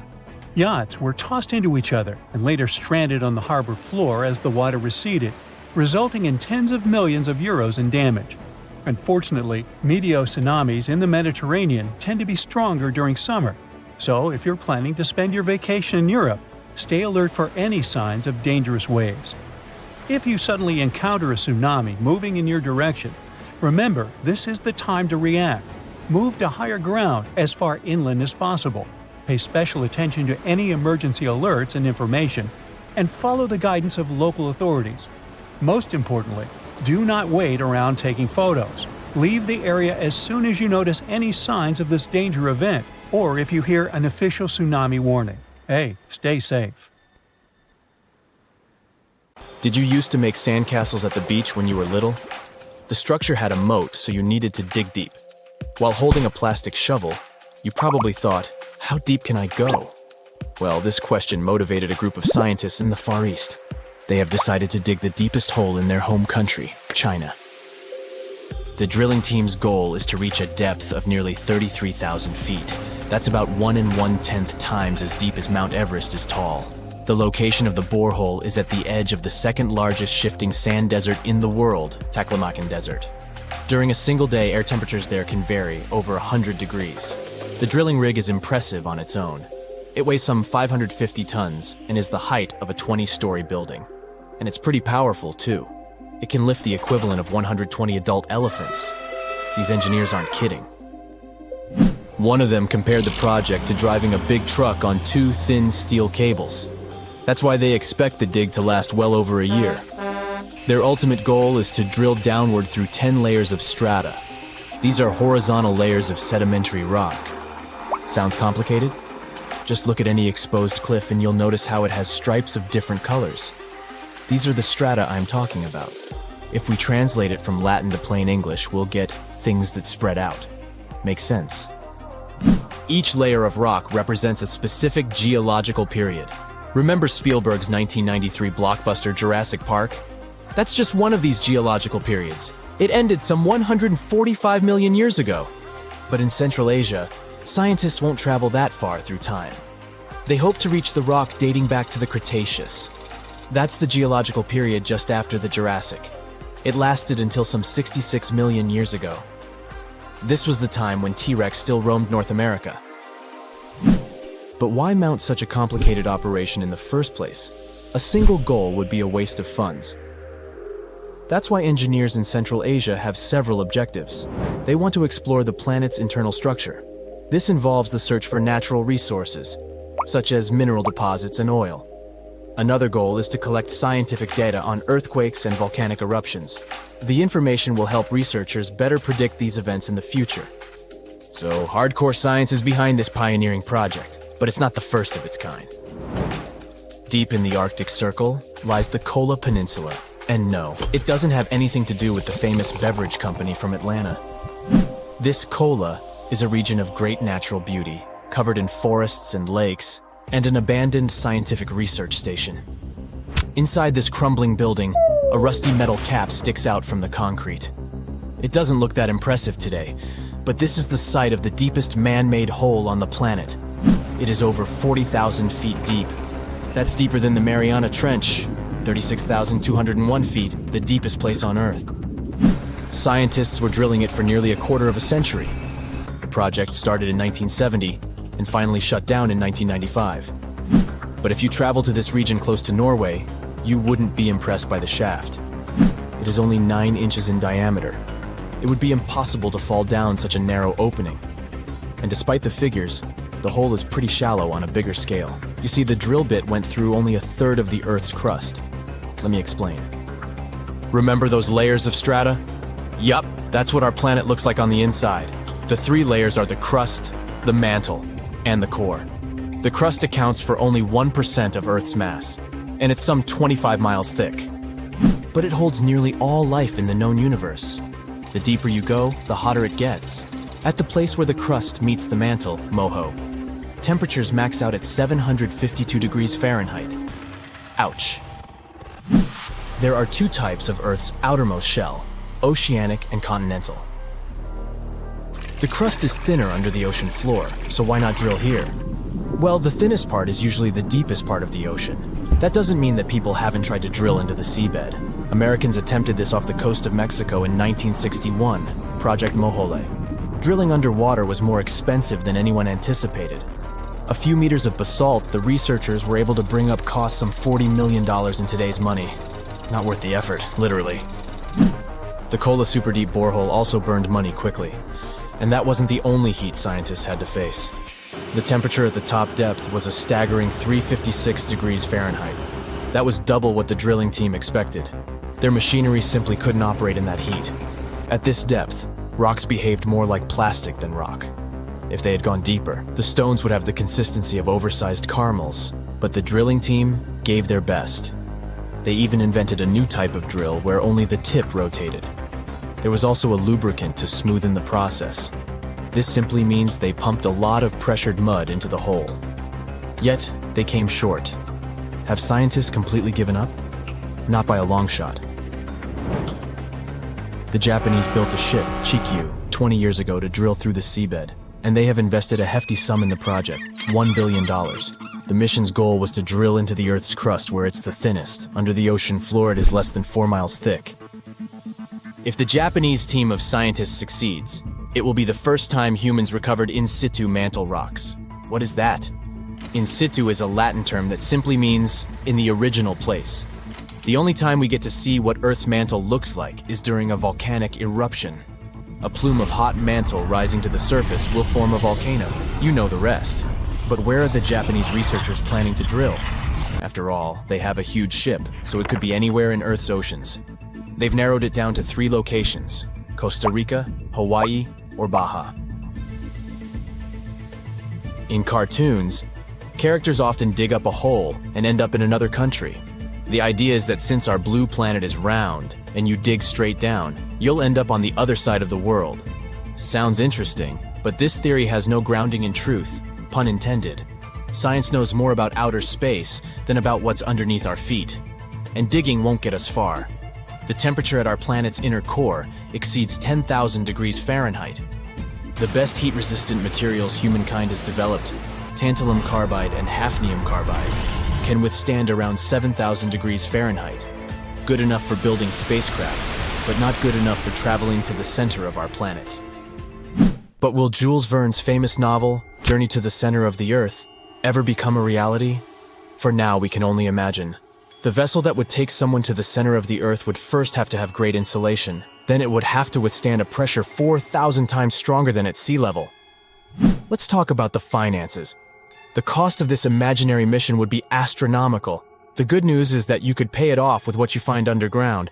At a certain depth, 93 miles, you'll stumble upon diamonds. They form when all that heat and pressure alter the structure of carbon atoms.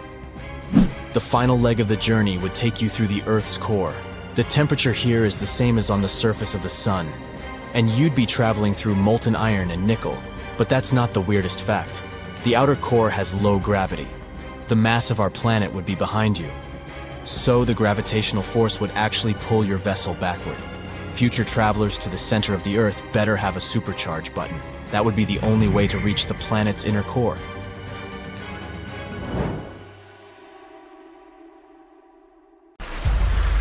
It was the beginning of the 20th century, and two rivals, Robert Scott and Roald Amundsen, set on their expeditions to become the first people in history to reach the South Pole.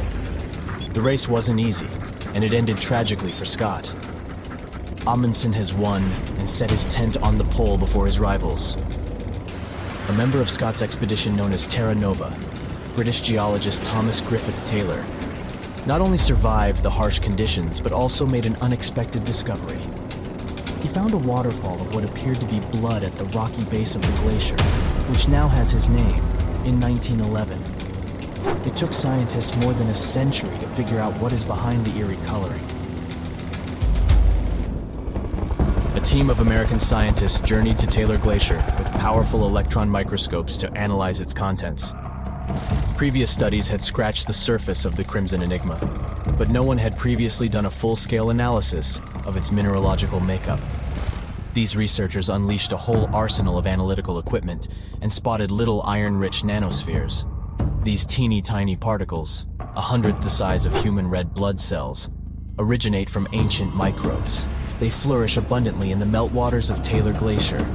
These nanospheres are jam-packed with iron, silicon, calcium, aluminum, and sodium, forming a unique composition that paints the subglacial water a vivid shade of red.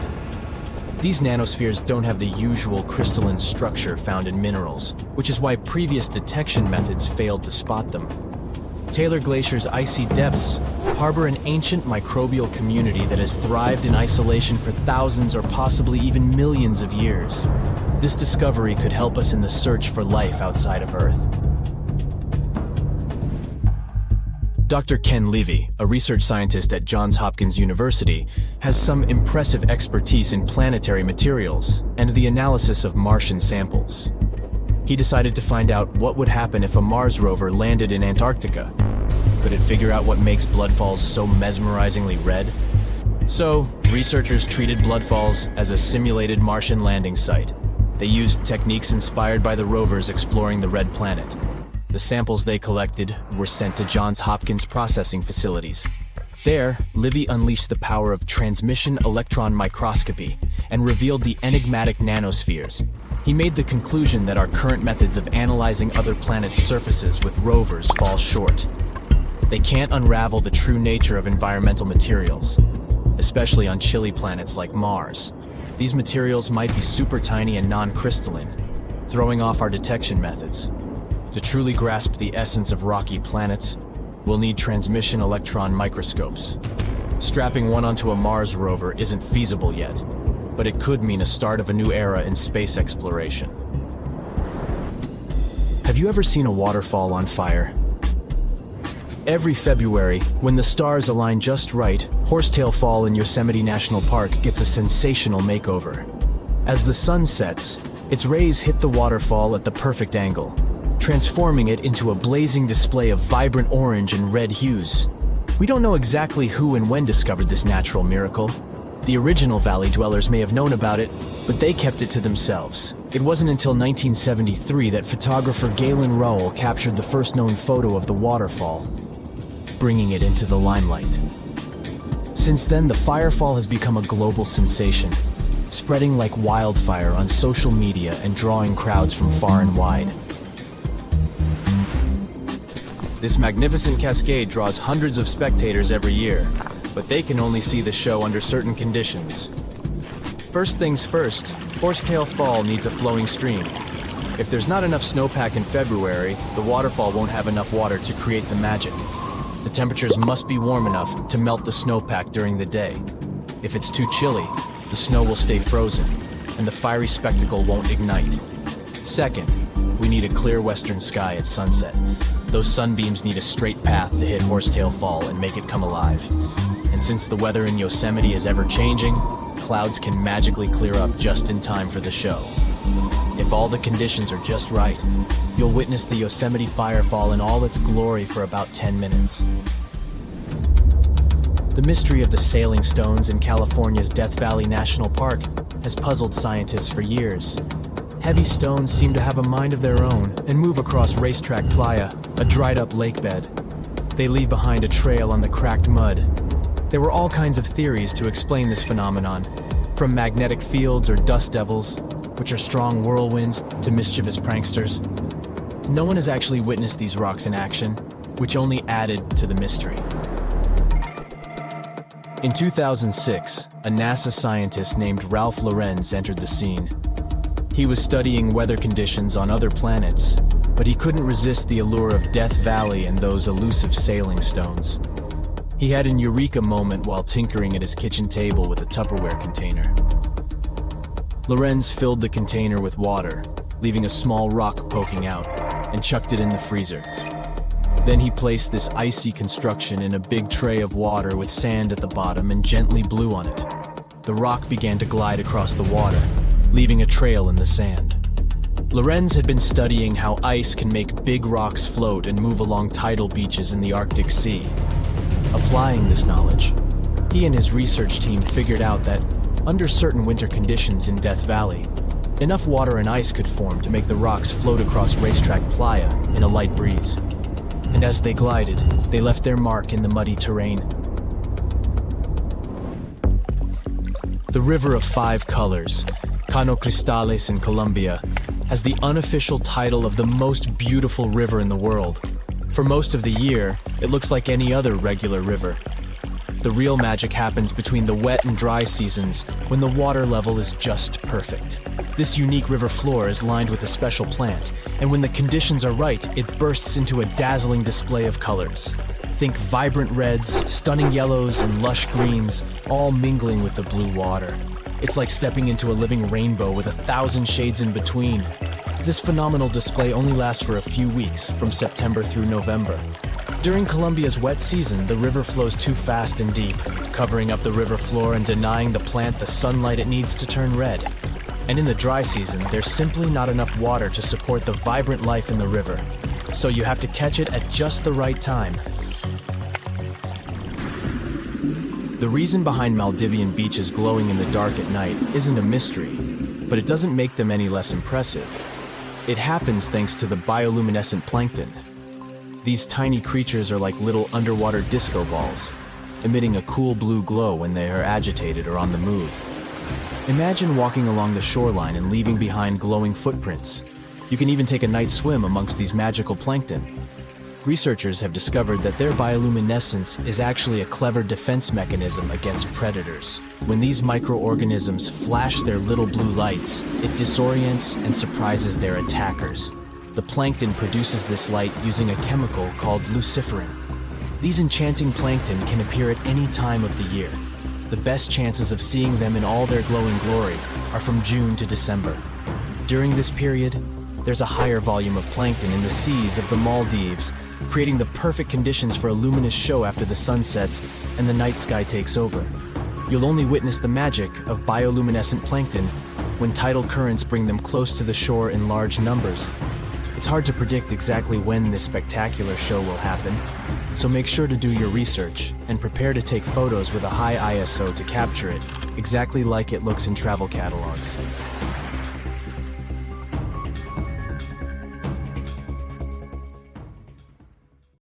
Back in the day, from 774 to 775, Earth got hit with a mega blast of radiation. This crazy burst of energy left its mark. 3 rings from that year show way too high levels of radioactive stuff. But what exactly caused it? Scientists are inclined to think that the reason was a solar flare. Some folks think maybe a massive supernova caused the radiation blast. But astronomer Phil Plait says that if that had been the case, it would have had to be less than 1,000 light years away and would have been crazy bright. But there's no record of that happening. No bright, shiny Death Star in sight. After looking at the radioactive carbon and beryllium in tree rings, scientists ruled out a bunch of other possibilities. At first, they considered that it was a smash-up between neutron stars or a neutron star and a black hole.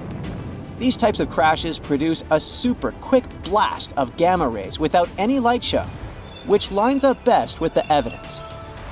But these kinds of collisions are super rare. Plate thinks it's kinda unlikely that this is the answer. He figures we should only see one of these events in our galaxy about once every million years. So having one just 1,200 years ago seems pretty wild. Scientists are seriously worried about these rare events. If one happened closer to Earth, it could seriously mess up life on our planet. Even if it was thousands of light years away, a similar event today could cause chaos with all the fancy electronic systems we've come to rely on. So it's a good thing those gamma ray bursts are so rare, because if they were more common, Earth might be in for a rough ride. You may think that if our planet could withstand mega radiation blasts, it can easily withstand something less frightening. Let's say grasshoppers. Sorry to say that, but it's not exactly true. Back in 1874, during a hot summer in Kansas, things took a strange turn. Grasshoppers, or should I say locusts, invaded the Great Plains like nobody's business. They came down like a storm, blanketing houses, trees, and even poor trains passing by. These bugs were on a mission to cause chaos. Farmers had to scramble to protect their wells and just about anything else worth saving. Locusts landed everywhere, wreaking havoc on everything in sight. Even poor sheep lost their wool. Locusts even stripped paint off wagons and handles off pitchforks. This is how destructive they were. Livestock tried to fight back by eating them, but there were just too many of these insects. That year, those critters caused about $200 million in crop damage. The locust invasion was so tough, even the US Army stepped in to help. In the end, locusts began to disappear, sparing the plains from further devastation.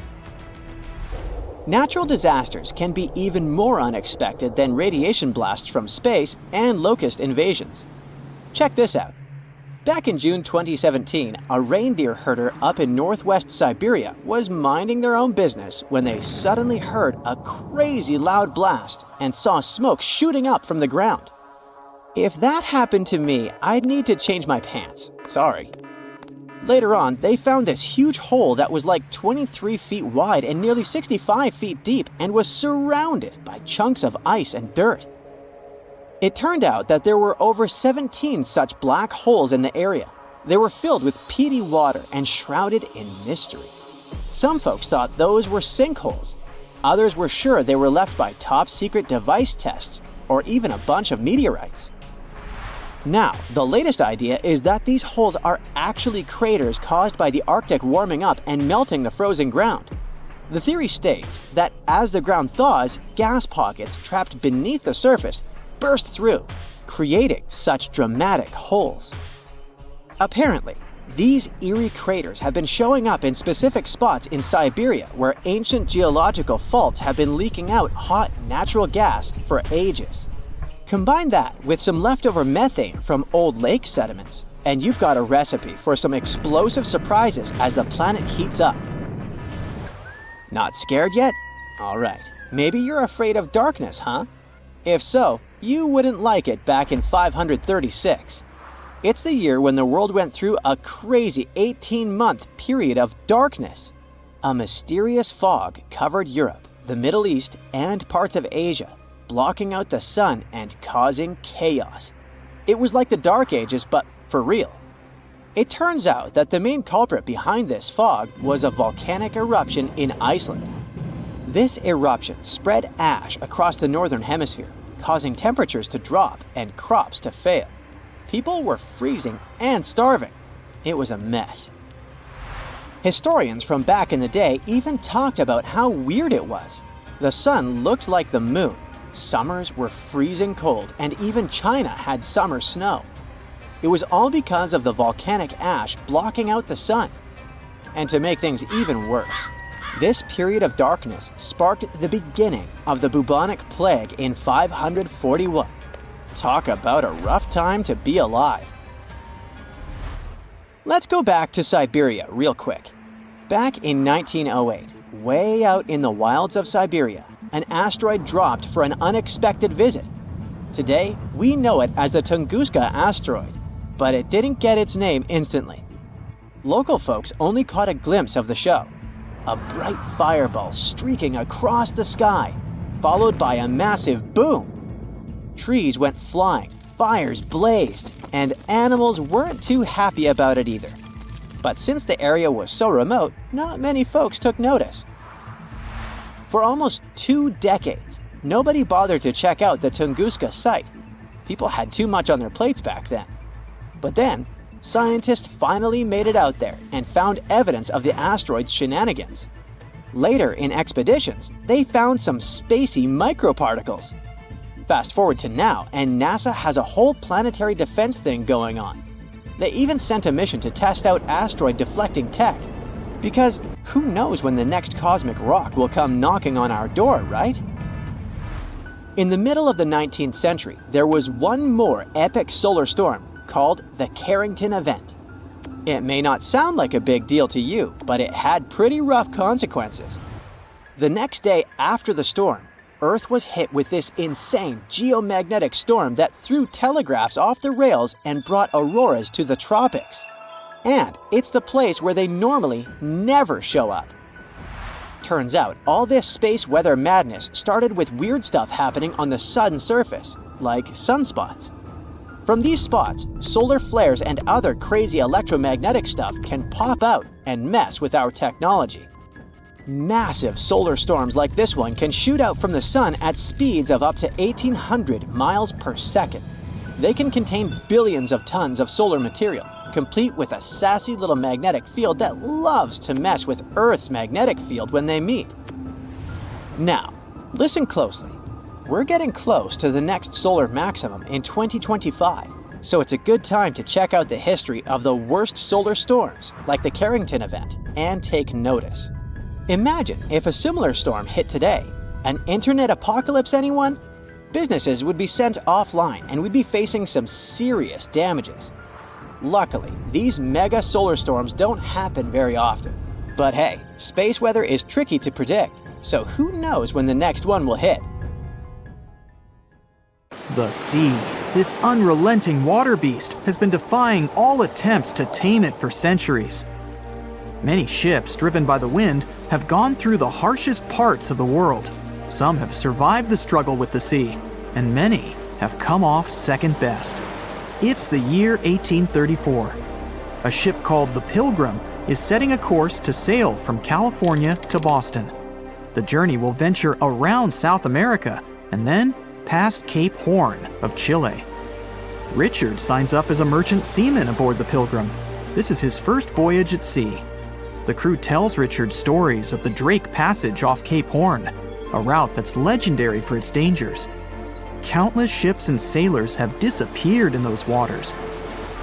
Since Cape Horn's discovery in 1526, it's quickly become known to all those that have sailed around it as the ultimate test of any mariner's skill and of any ship's strength.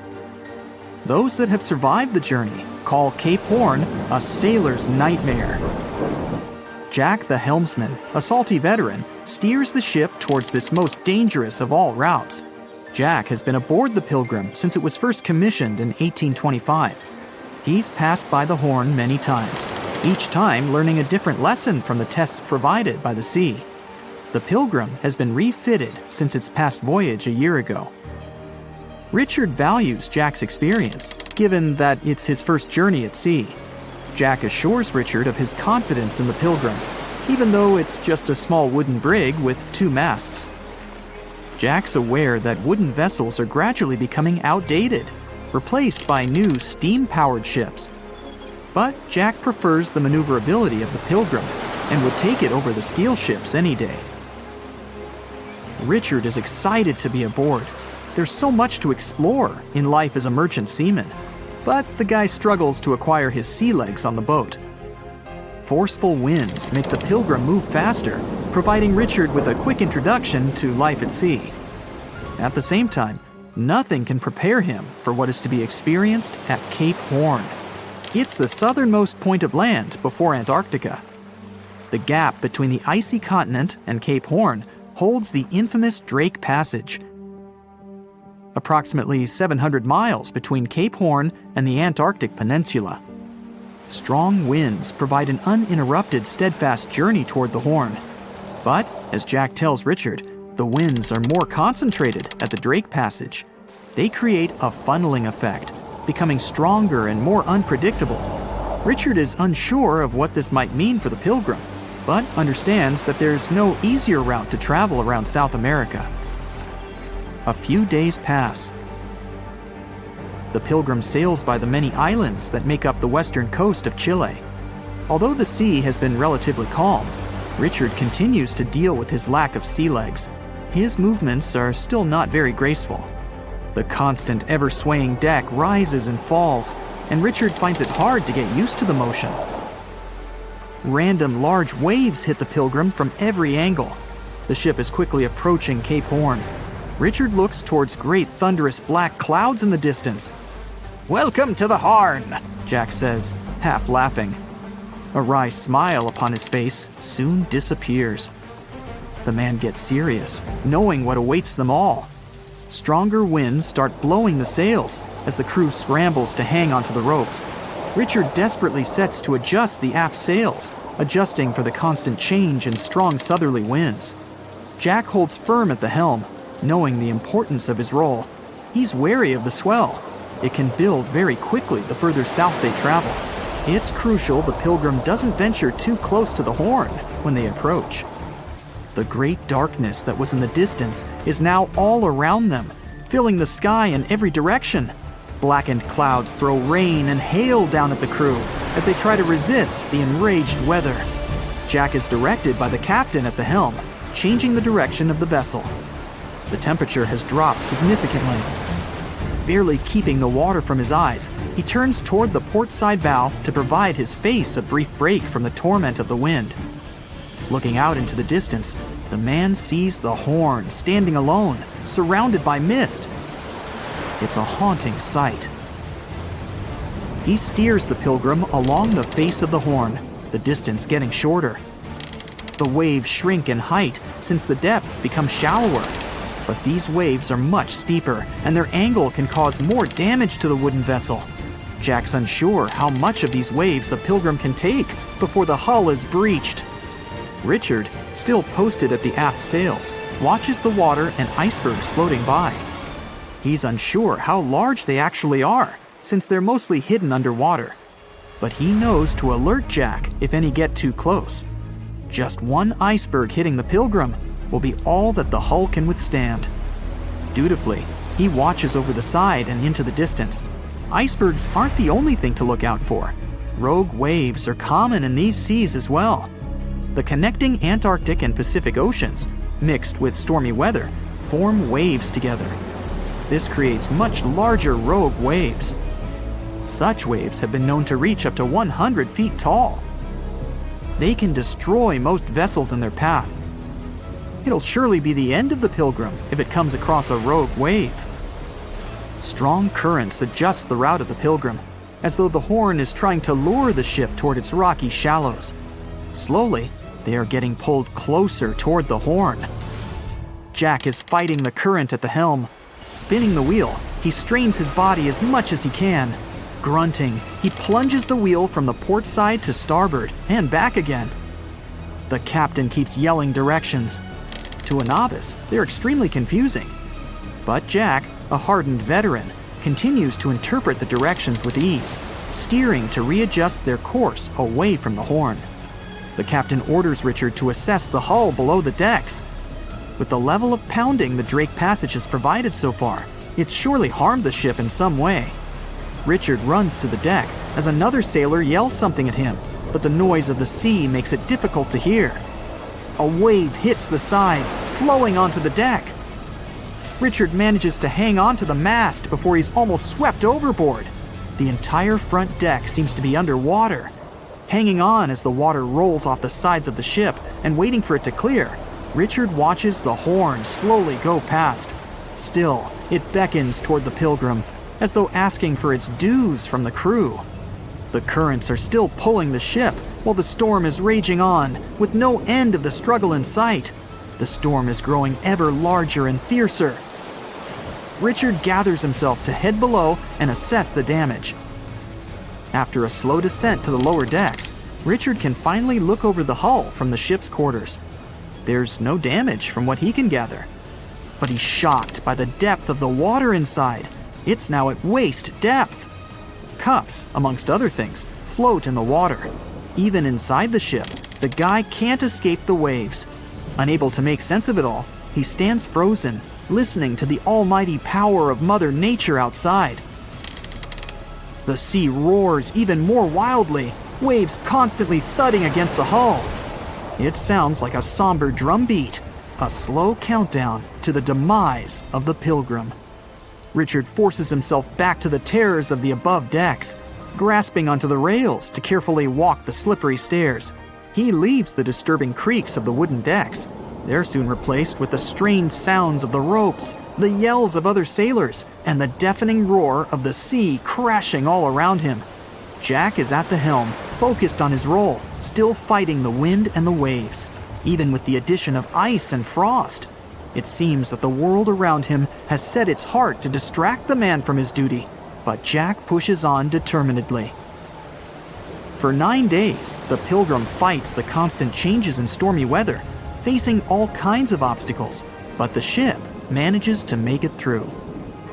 As they leave the storm behind, the crew sets their course north for their final destination. The sight of the sun peeking through the dark clouds is the most relieving thing Richard has ever experienced. Unfortunately, Richard lost his rations at some stage during the storm. At sea, if your rations are lost, it's your own bad luck. Luckily, Jack is kind enough to share some of his.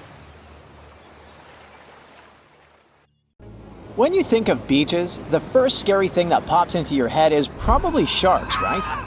Those poor guys have a bad rap as the big bullies of the ocean, but honestly, they have way fewer fatal run-ins than jellyfish, algae, and even sand. Every year, tons of people flock to the beach to soak up the sun and chill by the waves, but digging holes in the sand can actually be pretty risky.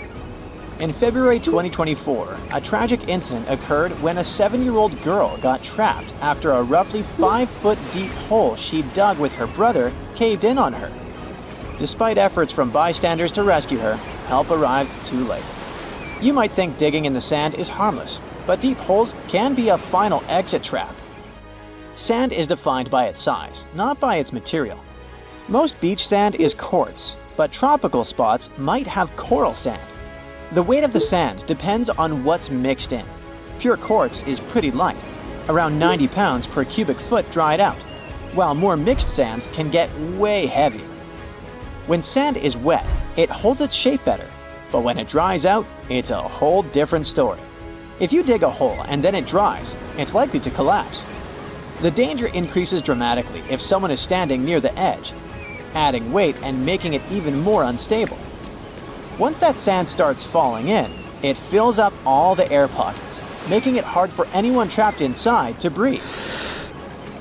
Rescuing a person from a sand collapse is tough. Sand is heavy and keeps collapsing, so rescuers need to move fast.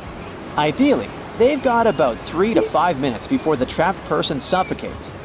If you ever get in such a situation, the advice is to expose the person's mouth so they can breathe while someone else digs them out.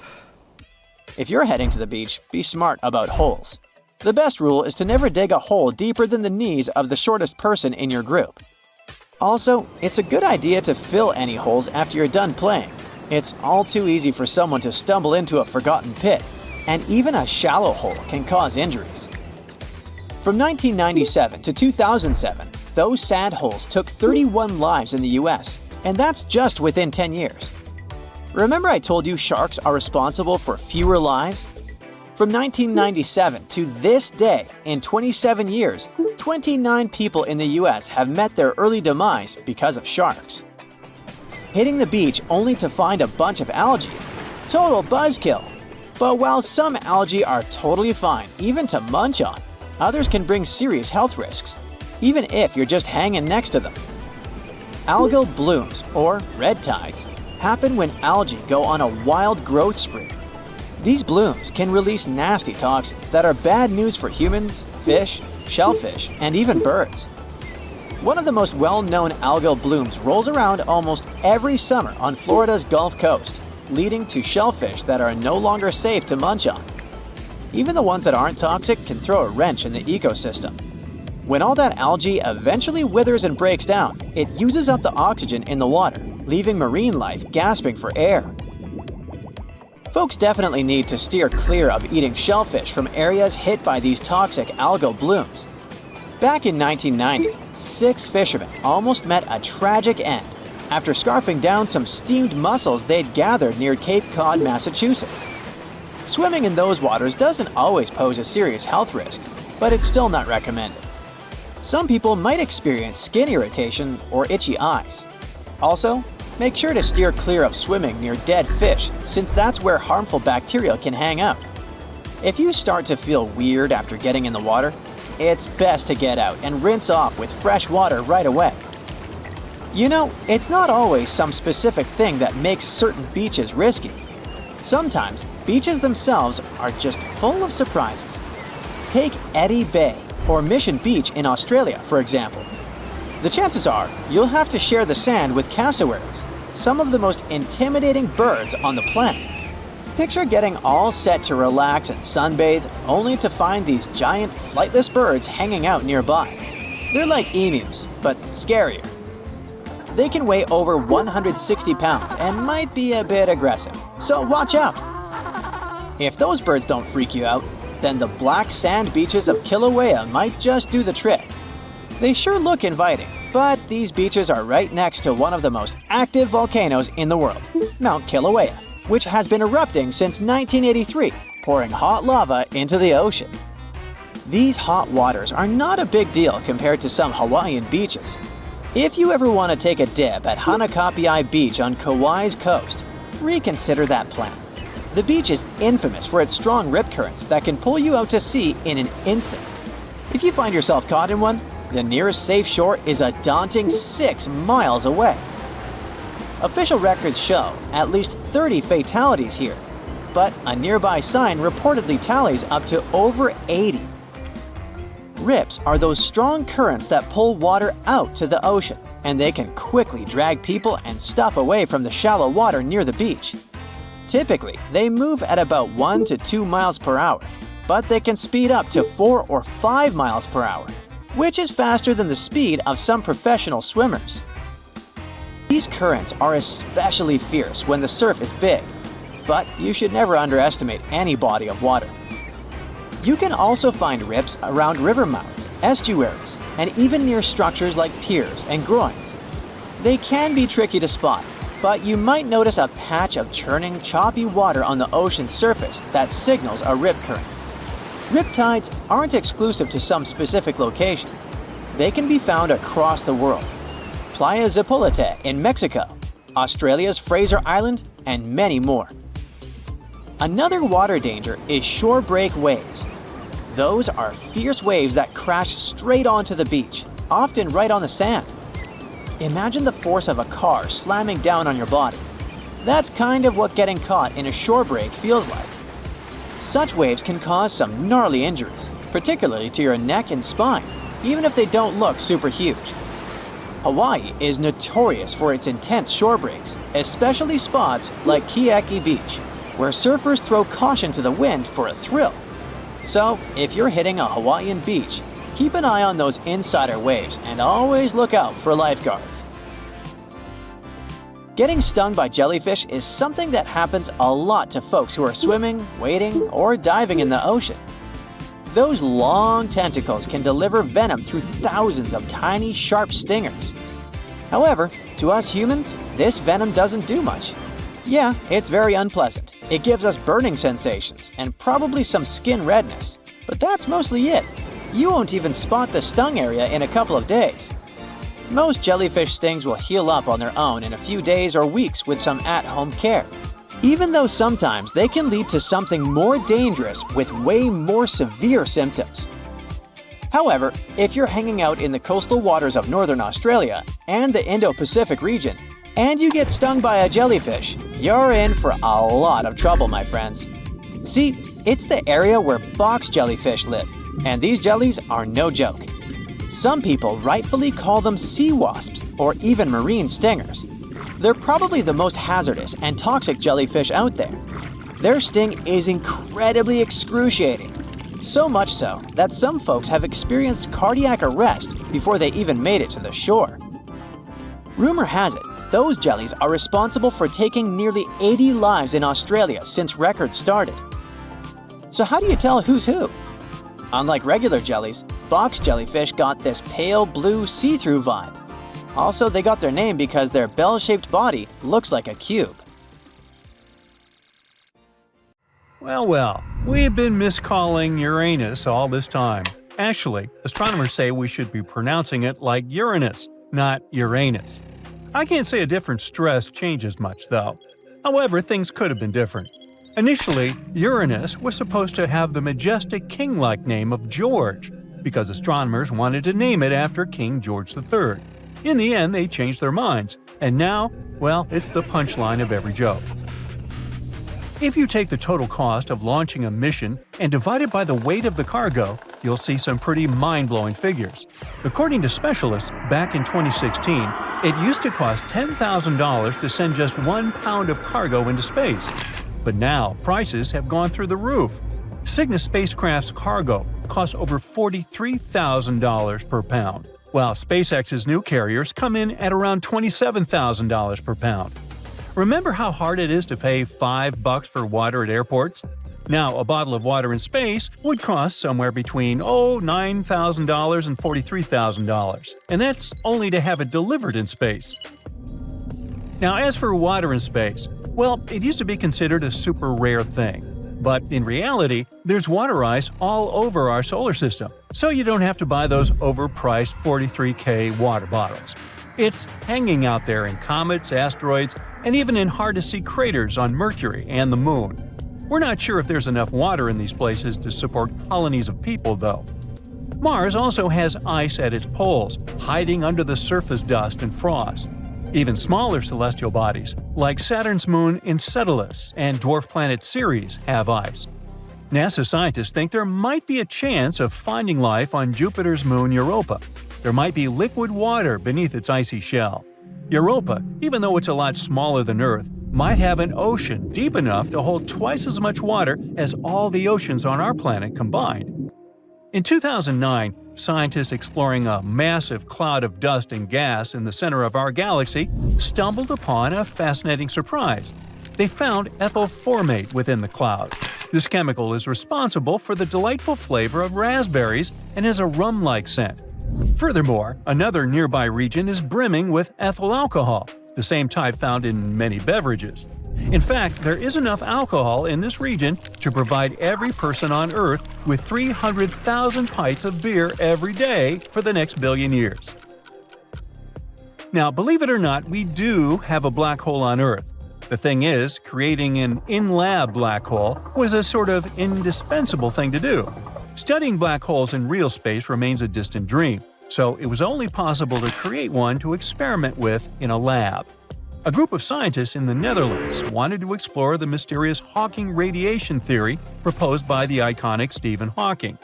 Using atoms to mimic an event horizon, they orchestrated electrons, causing a surge in temperature that resembled flat spacetime. As particles moved through quantum fluctuations, a ring of infrared radiation appeared around the lab-grown black hole, mirroring Hawking's idea. So, if you totally understood what I just said, could you please explain it to me? Now, it may sound insane, but you can totally be allergic to the moon. Long story short, it was the final Apollo mission, and they brought back more rock samples than ever before.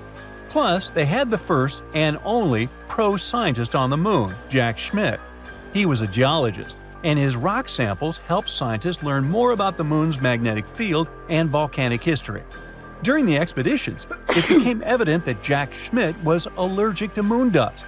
The gritty, sticky powder clung to his suit and his skin, causing irritation in his sinuses, nose, eyes, and throat, for a couple of hours after he took his helmet off.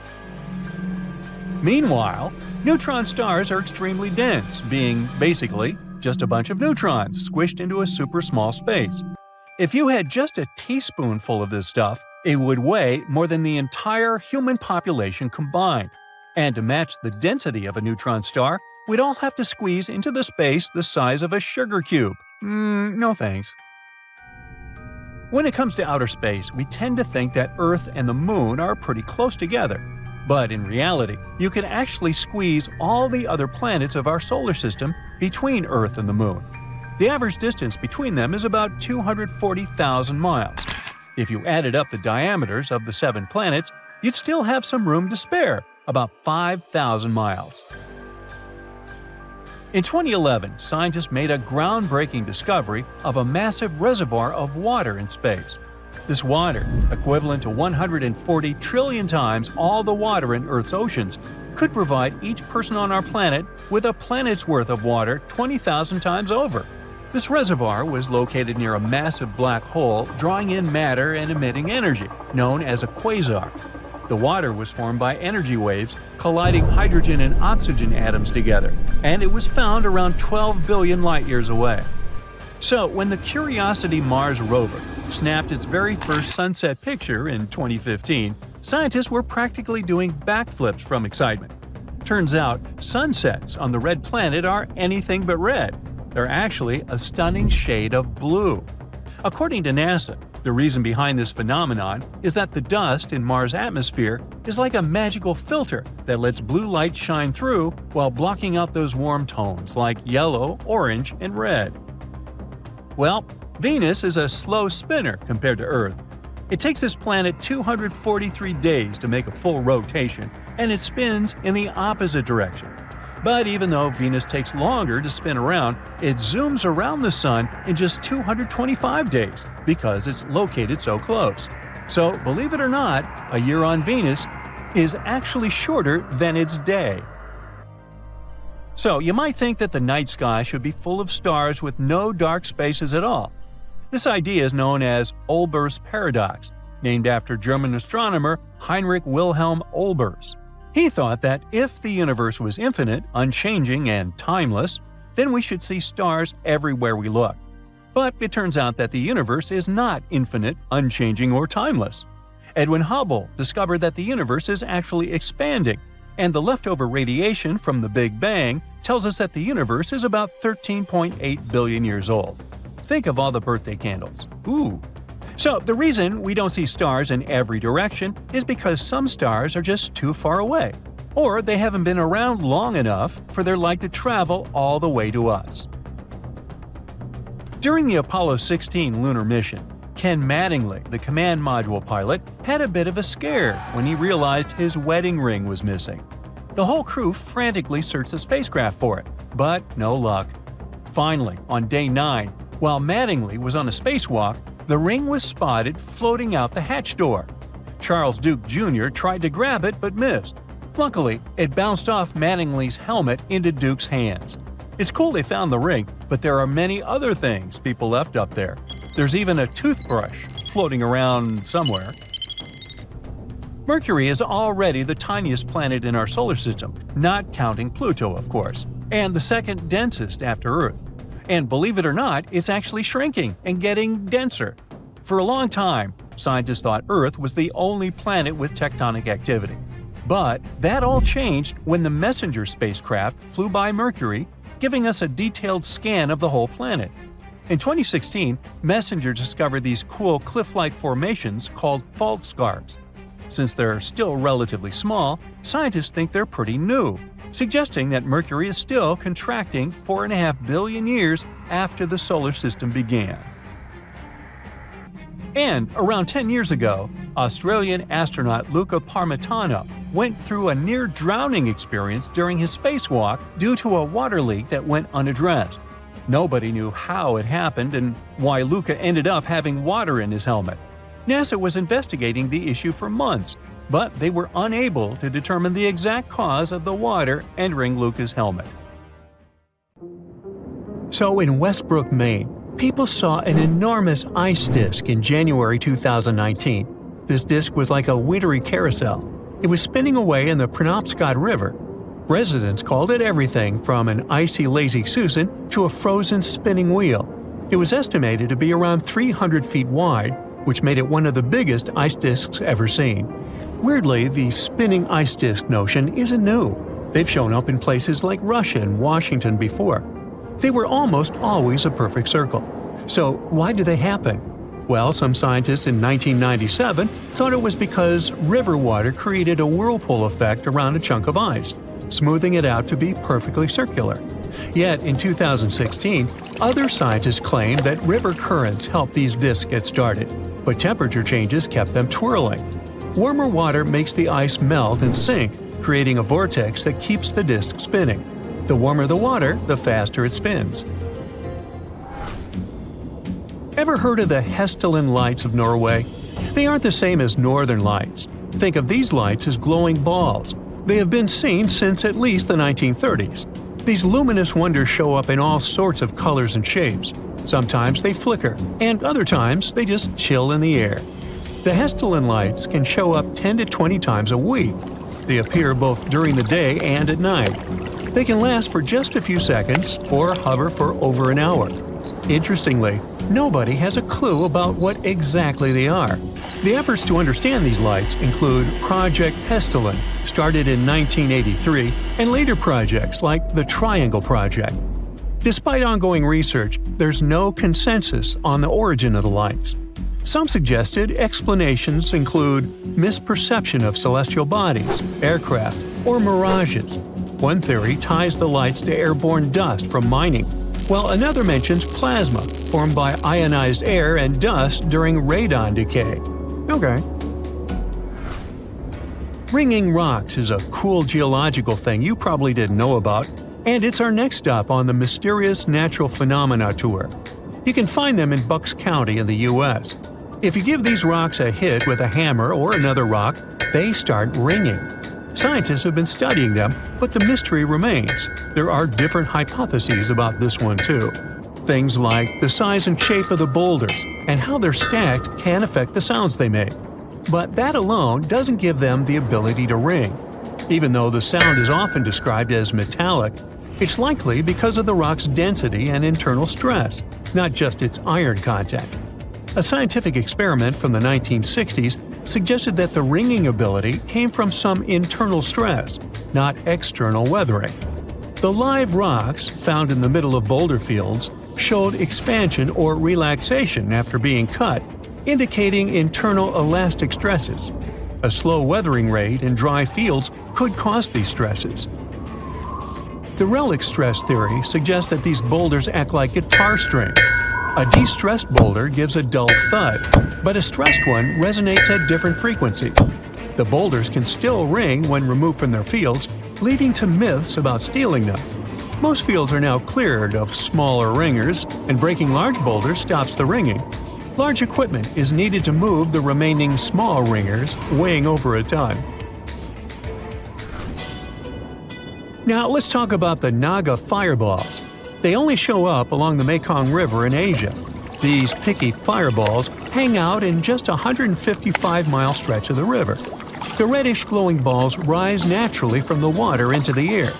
Their scope ranges from small particles to the size of a basketball. The reported number of fireballs varies from tens to thousands per night.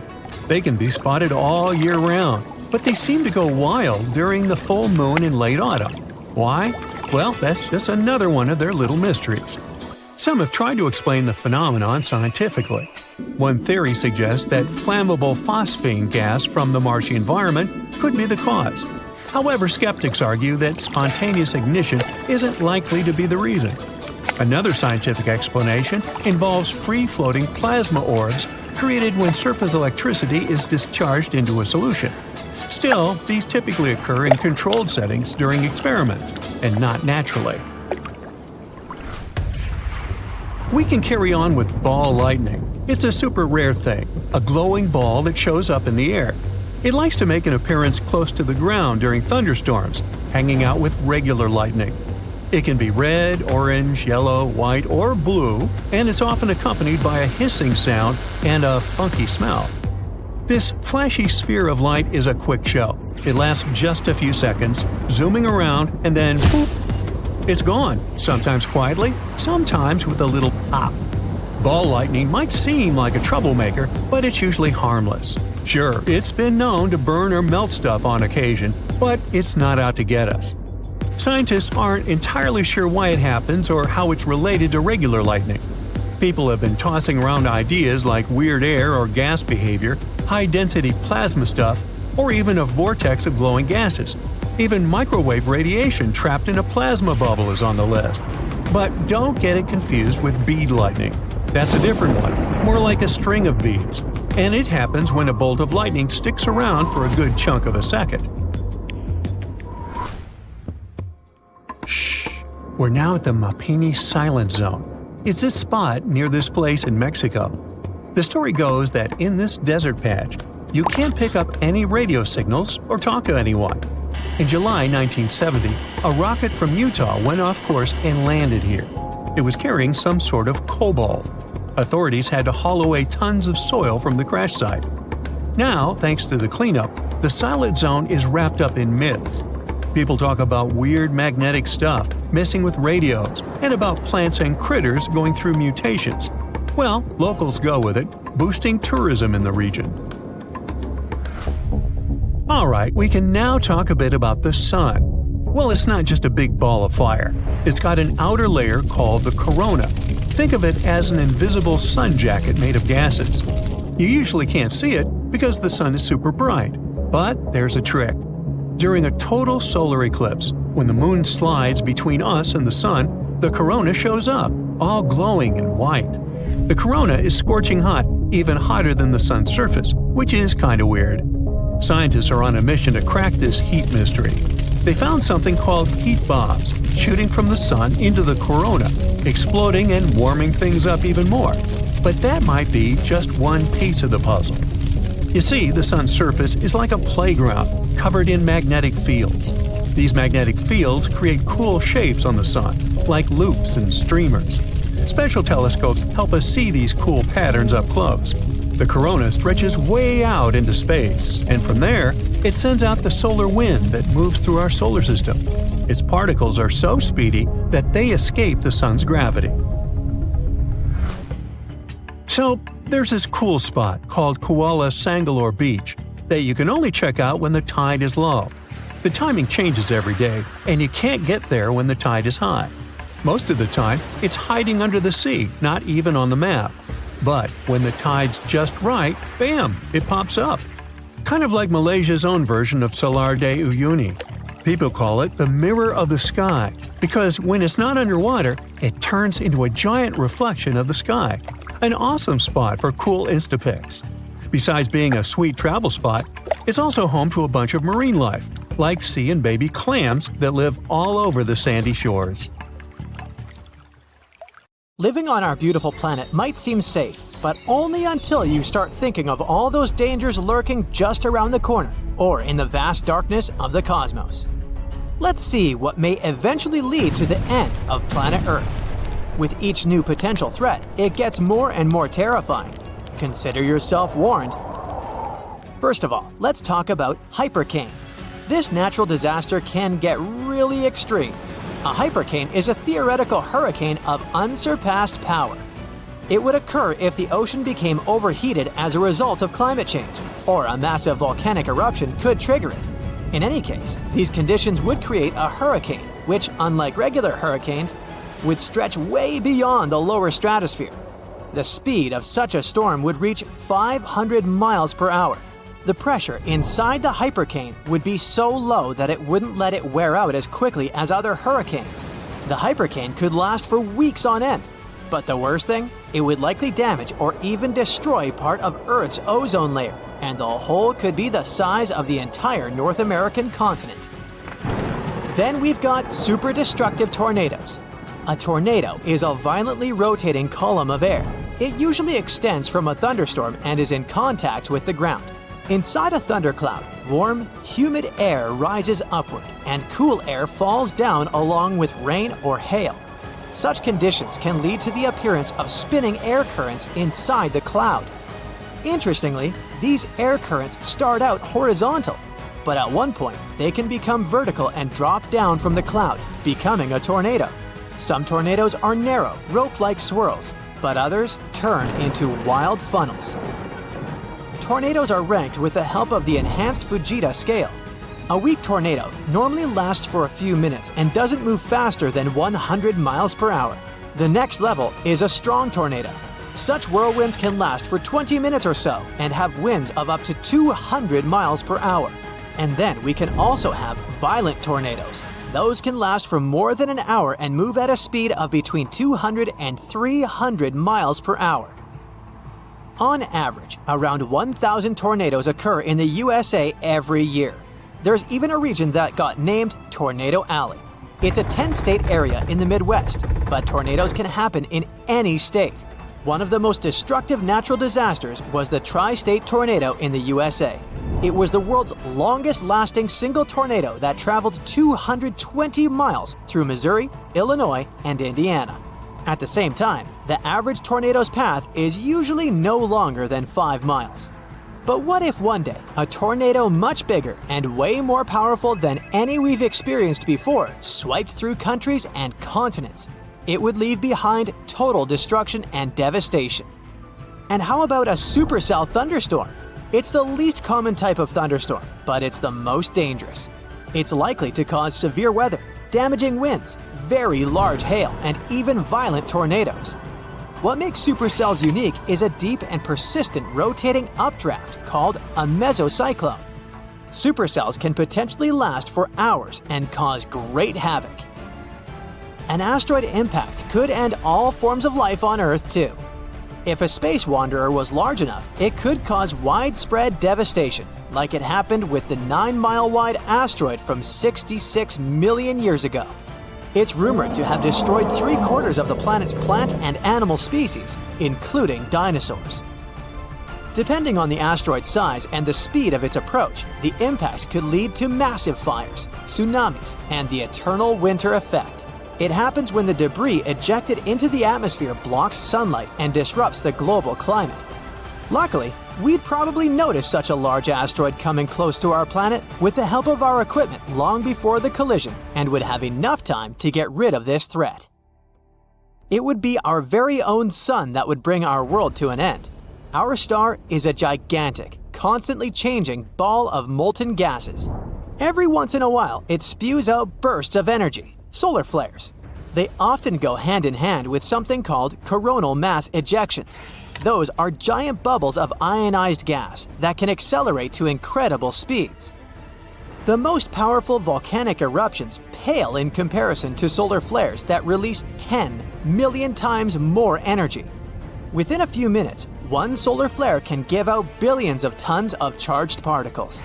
Solar flares are also insanely hot, with the temperatures reaching several million degrees Fahrenheit. Astronomers believe that such bursts of solar radiation happen when the sun's magnetic field gets twisted in some regions. At one moment, all the pent-up energy is released. The star sends out light and particles, mostly electrons and protons. Most solar flares last for minutes, but some continue for hours. Scientists classify solar flares depending on how brightly they shine in X-rays. You aren't likely to notice the tiniest flares if you don't have special equipment. Medium solar flares lead to fleeting radio blackouts at the poles, but nothing too serious. It's X-class flares people should worry about. They cause the strongest and longest-lasting solar storms. Now, if you had gamma-ray vision, you'd be able to see immensely bright flashes. They occur every day, outshine everything around you, and then disappear again. Those flashes are gamma-ray bursts. One of them could wipe out Earth's atmosphere. The flash that might ruin our planet would most probably be born in a faraway galaxy during a merge of two collapsing stars. It would be immensely powerful and super bright. Still 1,000 light-years from Earth, it'd already shine as bright as the sun. Our planet's atmosphere would try to protect us, but its natural shield wouldn't last. The radiation would be so powerful that it would literally cook the atmosphere. It would create nitrogen oxides that would destroy the ozone layer. Without this layer, ultraviolet rays coming from the sun would be hitting Earth's surface at full force. They would wipe out tiny plankton in the ocean. But these plankton produce from 50 to 70% of all oxygen in the world. So, with their disappearance, there would be a severe lack of oxygen, which would lead to the disappearance of life on the planet. In the end, the heat and ultraviolet light coming from the sun would turn the planet into a huge chunk of rock. And what if we came across a wandering black hole? You might know that a black hole is a region in space where gravity is so powerful that not even light can escape its clutches. Luckily, the nearest to us black hole is 1,500 light-years away. It seems that we have nothing to worry about until we learn about wandering black holes. Now, things definitely get way creepier. If such a black hole entered the solar system, Earth would be doomed. We wouldn't stand a chance against this space monster. In 2020, 13 wandering black holes were spotted not so far away from our planet. But not far away in space terms means around 1 billion light-years away, so we've got some time left. Plus, the possibility of such a disaster is very, very low. One day, a rogue planet might push Earth out of the habitable zone and into an extreme orbit farther from the sun. Then the climate all over the planet would start getting colder and colder. Don't forget that the farther our planet is from the sun, the weaker the star's gravitational pull on our planet is. In the end, our beautiful Earth would get too far away from its main source of light and heat. It would turn into a lifeless piece of rock covered with a thick layer of ice. Or the sun might expand and turn into a red giant. If it happened, it would change the entire habitable zone of our solar system. The disaster would start with our star running out of hydrogen in its core. This would trigger a chain of reactions, which would eventually lead to the core of the sun heating up and getting denser. As a result, the sun would get way larger than it is now. During this transformation, the sun would swallow Venus, Mercury, and Earth.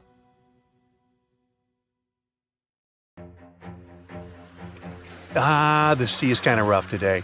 Nothing special, but still, you have that sinking feeling in your stomach. Call it a sense of foreboding. Something bad is going to happen, and then you hear terrified shouts. You turn around and see a giant wave, much higher than the one surrounding it. Is it a tsunami? That's true. When people think of frightening, destructive waves, tsunamis are the first thing to come to mind. But the one that is going to crash against your ship has a different nature. It's a rogue wave. Both tsunamis and rogue waves can lead to catastrophic consequences, but the difference lies in what causes these walls of water and where the destruction they bring about occurs. So, imagine a giant 60-foot-tall wave rolling over your ship. It's a miracle that the vessel doesn't sink. This massive wave, a rogue wave, seems to have appeared out of the blue, very suddenly and unexpectedly. But however mysterious, solitary, and ominous rogue waves may seem, they're actually not that rare. Now, imagine the average room in your house. The ceiling there is likely 8 feet high. A typical 2-story house is somewhere between 20 and 30 feet high. And the Statue of Liberty is 111 feet tall if we measure it from the toes to the top of the head. Now you have something to compare rogue waves with. The largest of such waves can reach a height of 50 to 90 feet. To be considered rogue, a wave must appear seemingly out of nowhere and be higher than other waves in the area. But how much higher is still under debate. Some experts think it should be at least twice as high as other large waves in the area, while others disagree. Rogue waves are also steeper than regular waves, which normally take the form of massive swells. This allows ships to maneuver up and down such waves, even when they're really high. A rogue wave, however, looks like a wall of water, and since it's steeper than other waves, it slams into a ship with enormous force, sometimes breaking over the vessel. Another reason why rogue waves are a mystery is that no one has ever filmed the formation of such a wave and followed its life cycle. There are several photos of rogue waves, but for many centuries, the only evidence of their existence was legends and stories told by sailors who survived them. Scientists are still not sure how rogue waves form, but one theory involves wave reinforcement. It happens when two waves interact and their heights get combined. So when a 15-foot wave passes over a 30-foot one, let's do the math. It results in a short-living 45-foot wave. But rogue waves can occur not only in the ocean. On November 10, 1975, on Lake Superior, a group of 3 rogue waves, also known as the Three Sisters, might have sunk the SS Edmund Fitzgerald, an American Great Lakes freighter. The ship and the crew members were lost in the catastrophe.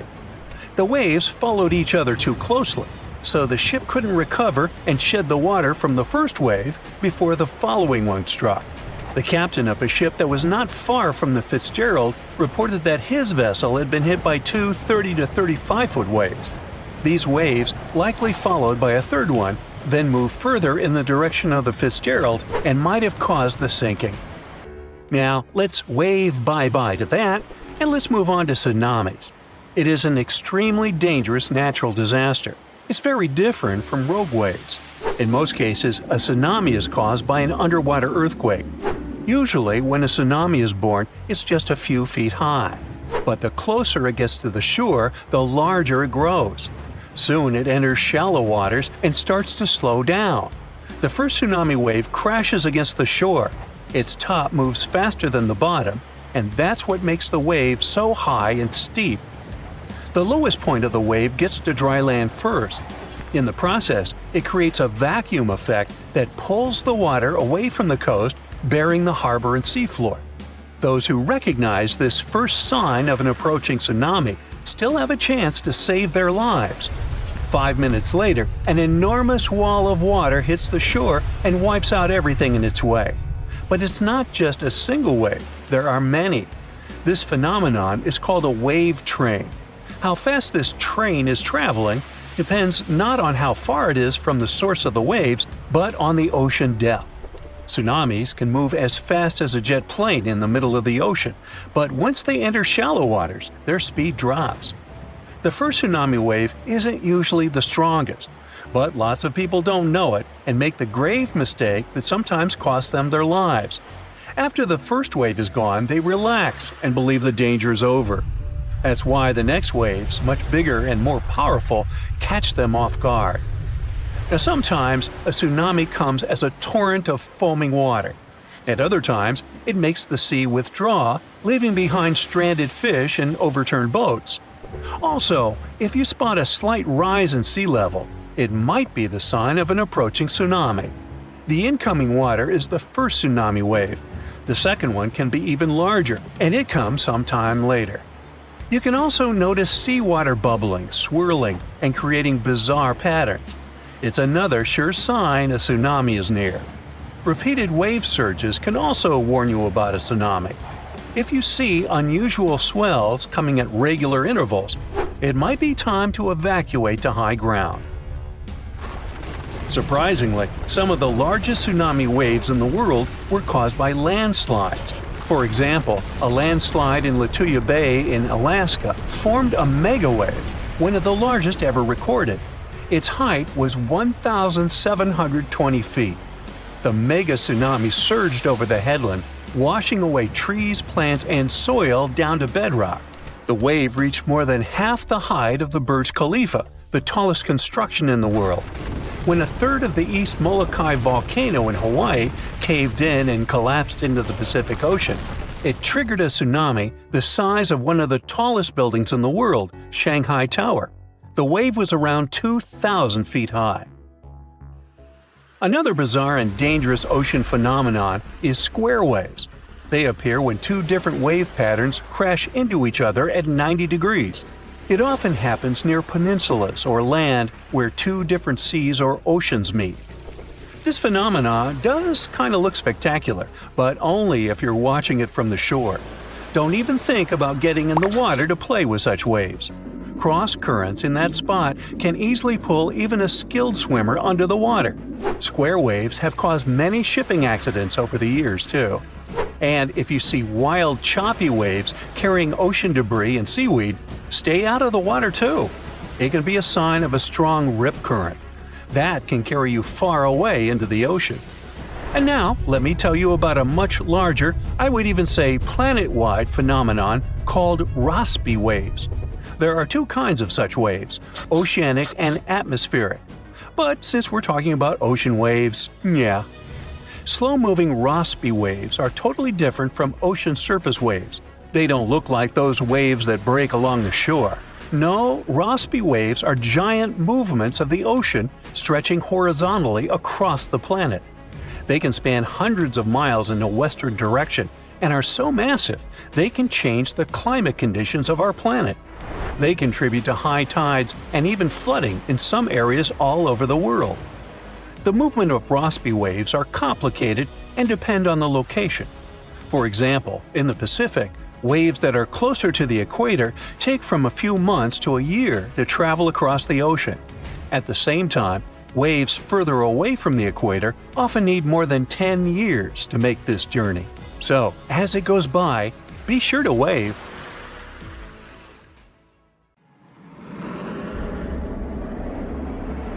You're dozing off in your window seat on a plane. It's getting dark since it's almost 11 p.m. Suddenly, something wakes you up. You glance out of the window and see a really strange phenomenon, something that creeps you out.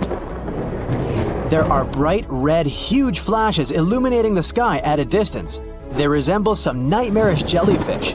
Those are sprites, also called red sprites due to their color. They're also known as cloud-to-space lightning. These varied visual shapes flickering in the night sky are large-scale electric discharges, which is a clever word for a lightning strike. They occur high above thunderstorm clouds at altitudes of 30 to 56 miles. That's why you can see them so well from your plane window. The coolest thing about sprites is that they're positively charged lightning. This is a very rare type that makes up a mere 5% of all lightning strikes. People first spotted this phenomenon in 1886, and it was first photographed in 1989. In 2018, the legendary Niagara Falls, located at the border between New York State and Ontario, Canada, managed to surprise everyone. Tourists who came to admire the roaring waters found the falls frozen. Well, the waterfalls weren't frozen per se. This is impossible for a mass of flowing water that huge, but microscopic water droplets, as well as the mist, formed a crust of ice over the rushing water. It created an illusion that Niagara Falls was frozen all over. In reality, the water kept flowing beneath the ice. Imagine ponds filled with ice-cold water and covered with ice. Easy, huh? And now picture dozens of alligator snouts that are poking out of the ponds, still and frozen in ice. That's what you'd seen if you had visited the swamps of North Carolina at the beginning of 2018. Despite this terrifying picture, the animals were very much alive. That was a very special crocodile way to survive abnormally cold weather. Since their nostrils were above water, the animals could breathe. Meanwhile, their bodies were in a hibernation-like state. It allowed the animals to conserve energy and stay warm. In the winter of 2018, the inhabitants of the Sahara Desert, one of the driest and hottest places on the planet, woke up to discover a thick layer of snow covering the sand. In some places, its depth reached a staggering 15 inches. Meteorologists had an explanation for this exciting phenomenon. They said that cold pools of air combined with the precipitation of the most recent storm resulted in snowfall instead of rain. It happened in June 2009. People in some areas in Japan left their homes after a heavy downpour, only to find fish, frogs, and tadpoles everywhere. Fields, roads, lawns, and house roofs were littered with these creatures. One man even found 13 carp on and around his truck. No one knows for sure where this bizarre rain came from, but the most popular theory is that a powerful water spout picked up the animals. Then it carried them through the upper atmosphere and dropped them on the unsuspecting people below. In Australia, it sometimes rains spiders. That's because these creatures can balloon. It's a highly unusual way of traveling. A spider climbs to the very top of a tall tree or shrub, and then it spins several strands of silk, which then help the spider to be carried away by the wind.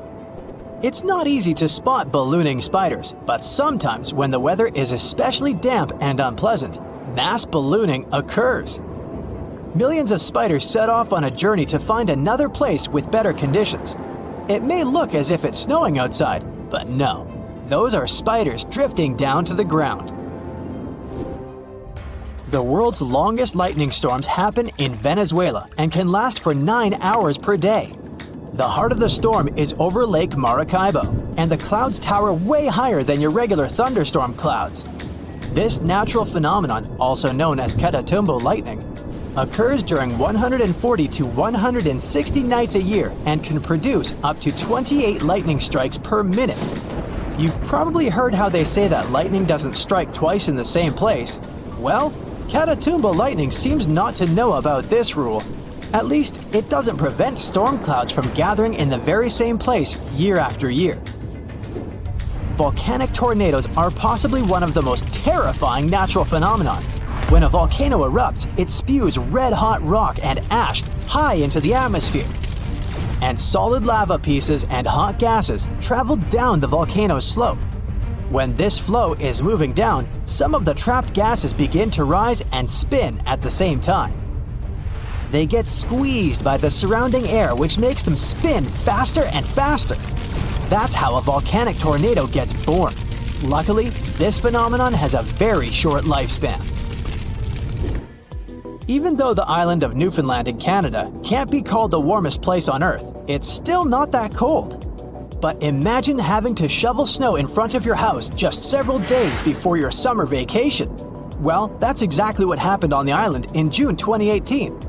A cold storm that came from the coast of Newfoundland covered several regions of the islands with a 2-inch layer of snow. On top of that, the temperature broke all the records as well. During a Newfoundland summer, it's about 66 degrees on average, and 90 degrees on a very hot day. But that infamous June impressed people with only 37 degrees Fahrenheit in the morning. Brrr! Morning glory clouds are extremely rare. They look like massive tubes stretching across the sky. They can snake for more than 600 miles, sitting relatively low. Most researchers agree that these clouds appear when an updraft squeezes through the cloud. This creates the signature rolling appearance. The cool air at the back of the cloud makes it sink downward. The best but not the only place to see the morning glory is Australia's Gulf of Carpentaria. If you decide to travel there to see these clouds, choose a period from late September to early November. On March 19, 2018, the inhabitants of Alabama saw huge chunks of ice falling from the sky. It was the infamous hailstorm of Alabama which caused millions of dollars worth of damage. After the hailstorm, the place looked ruined. Broken shop windows, smashed car windshields, broken billboards, and holes in the roofs. But what made researchers really excited was a hailstone found near the town of Cullman, Alabama. This softball-sized monster was more than 5 inches across, setting a new state record. In 2012, the sky over Dorset, England, turned first ominously dark, then yellow. After that, blue gelatinous balls started to fall to the ground. A local man was walking to his garage when he spotted something unusually bright among whitish hailstones. When researchers examined this jelly rain, they found out that the balls were made of the substance used in diapers or potting soil. It's used to absorb liquid. It's still unclear whether the balls fell from the sky or maybe the melting ice made a few already existing crystals expand in the blink of an eye. In March 2018, people in northern Nevada could see the rarest and most bizarre cloud ever, a horseshoe cloud. It sure looks bizarre and kinda scary. But meteorologists know that this interestingly shaped vortex happens when a flat cloud travels over a column of warm, rising air. This air creates the shape and adds some spin to the cloud's movements. Such clouds are very fleeting and usually last for only several minutes. Cylindrical snow donuts occur when a wind gust decides to play snowballs. It starts to roll some snow across a snowy area. If it was a real snowball, it would eventually become too heavy for the wind to move. But the center of a snow donut is hollowed out. This happens because its inner layer is too thin and gets blown away when the donut is formed. This makes it lighter than a regular snowball. That's why it also rolls further. Unfortunately, you can't just go and find snow donuts. they're rare because they appear in very precise conditions. Octopuses have 3 hearts. 2 of them pump blood to the gills, while the bigger heart circulates blood to the rest of their body. They also have 9 brains. There's the large central one, but also each of their 8 arms has a mini brain of its own, which is why they can act independently. Since each arm has its own brain, the central brain only needs to send a higher level signal to the arm. Things like, move to that nearby crevice, there might be a crab hiding inside. In the case of humans, the brain would guide and take control of each movement of our legs and arms. And with an octopus, arms act almost independently on their way to the crevice. It also tastes and feels with the suction cups on it. Since their arms are so independent, an octopus doesn't actually know where they are unless it sees them. The human body has an ability called proprioception. Thanks to it, we know where our arm is, even if we hold it, let's say, behind our back. 1816 is known as the year when summer didn't come. In April 1815, there was a massive explosion on Mount Tambora in Indonesia. It sent enormous clouds of volcanic ash up into the atmosphere. The majority of the northern hemisphere got covered with a shroud of dust and dirt and kind of refused to settle. In June of the following year, the cold winter didn't just come to an end. Frost damaged crops, and snow and rain persisted during the whole summer. In Iceland, you'll find some of the most breathtaking sceneries on our planet. Jagged mountains, fjords, hot geysers, ice fields carved into the landscape. Stunning yet intriguingly black sand beaches, such as Reynisfjara Beach. Most of the sand on beaches is generally formed from rocks that have broken down because of weather changes and erosion through thousands or even millions of years. And on Reynisfjara, the sand is a striking black color, and that's because of volcanic activity. Lava came out of an erupting volcano, got to the surface, cooled, and then hardened in the Atlantic Ocean, creating such a fascinating black hue. This beach is so magically stunning, but it's also very dangerous because of its sneakier waves. That's when a few smaller waves join together into a single, really big one. This phenomenon can happen when ocean currents force waves together, or in the case of Reynisfjara, when such waves come from an offshore underground cliff and get an even stronger pulling effect. Considering the ocean's low temperatures too, it's definitely better to just take pictures from a safe spot. Some trees talk to each other. Not the way we do, of course, but, for example, acacia trees that grow over the African savanna can warn each other if there's something dangerous coming. When some animals, such as antelopes, gobble up its leaves, the tree immediately starts producing more tannin, which is toxic to animals. They also emit a special type of gas that travels through the air and warns other trees they should protect themselves too. You're stargazing, such a chill night, and then a flash of bright light streaks through the night sky. A shooting star, so cool. But what we see is not actually a star, although we call it that way. They're meteors, which are basically small chunks of dust and rock moving through space. As they're passing through our atmosphere, they cause something called friction when one thing rubs against another, and that's why they glow. Also, the friction causes heat. Dust and rocks get extremely hot as they fly through the atmosphere, and the heat makes them glow until the moment they burn out and turn into what we call the shooting star. Sunsets in deserts are extremely beautiful because of the spectacular colors they produce a bit more than elsewhere. Sunlight consists of various shades of the color spectrum. When the sun is high in the sky, these colors mix together and our eyes see them as white. But as the sun gets lower, its rays have to go through a thicker layer of atmosphere before they get to us. The atmosphere then scatters shorter wavelengths of light, like blue and purple, before we can even see them. That's why the longer orange and red wavelengths stand out. In urban environments, air pollution can make sunset colors duller than everywhere. The clean air in deserts allow the vivid colors coming from the sun to shine through at twilight. Also, the moisture, water vapor, and rain-engorged clouds can mute the sunset's hues. Since there's no rain, clouds are thin and wispy, so they filter and reflect sunlight instead of blocking it. Bamboo grows really fast. It's actually the fastest growing plant on Earth. sometimes growing about 3 feet in just one day. You can find it in dense forests, where only a little light gets to the ground, which means bamboo is under strong pressure to reach the sunlight as quickly as it can. There's an underground stem that connects bamboo shoots to their parent plant, so the shoot doesn't really need leaves of its own until it gets to its full height. Also, bamboo grows faster than other plants because it doesn't waste its time and energy on growing rings that thicken the stalk. It's just a thin, hollow stick that grows straight up.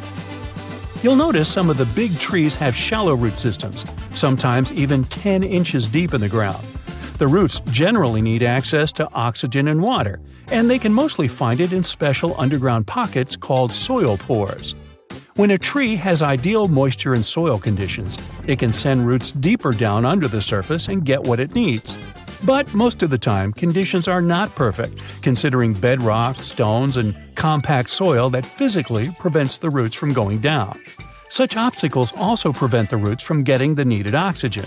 So, when life gets tough, the tree will take an easier option. Its roots will stay close to the surface and spread out in different directions. Drought conditions are another reason trees can have shallow root systems. By staying closer to the surface, they can take most of the rainfall collection. Plants are exposed to the sunlight most of the time, but they still don't get sunburned. They appeared on land about 700 million years ago, and one of the key things they needed to survive was something that would protect them against the ultraviolet rays coming from the sun. Those in the sea had seawater as protection. UV radiation is mostly responsible for sunburn, so land plants developed a special protein that detects it. This protein sends signals to the cells to protect the plant from the damage and effects of UV radiation. Basically, it's like they produce their own natural sunscreen, but this still doesn't mean they're 100% protected. You know that common belief that if you water plants in the midday sunshine, this can cause their sunburn? Some think droplets of water act as tiny lenses and then focus the sunlight onto the leaf surface. But they're not strong enough to actually focus sunlight from a water droplet onto the surface of a leaf. It's just that their natural sunscreen doesn't mean total protection. Too much exposure to UV radiation damages cells in the leaves and bark of the majority of plants. Earth's core is as hot as the surface of the sun. You'd think it could easily melt our entire planet, especially since the core is only 1,800 miles away from the surface. If the sun were so close, we'd be like French fries. But we're alive because the center of the sun is surrounded by a mantle of rock that's mostly solid. The crust we walk on actually floats on that mantle and protects us. If the sun was close, we'd only have empty space to protect us, and you and I wouldn't be talking. Also, to melt the entire planet, you'd need way more energy than the heat in its core. So there. Well, this happened in June 2009. People in certain areas in Japan left their homes after a heavy downpour, only to find fish, frogs, and tadpoles everywhere. Fields, roads, lawns, rooftops were littered with these aquatic creatures.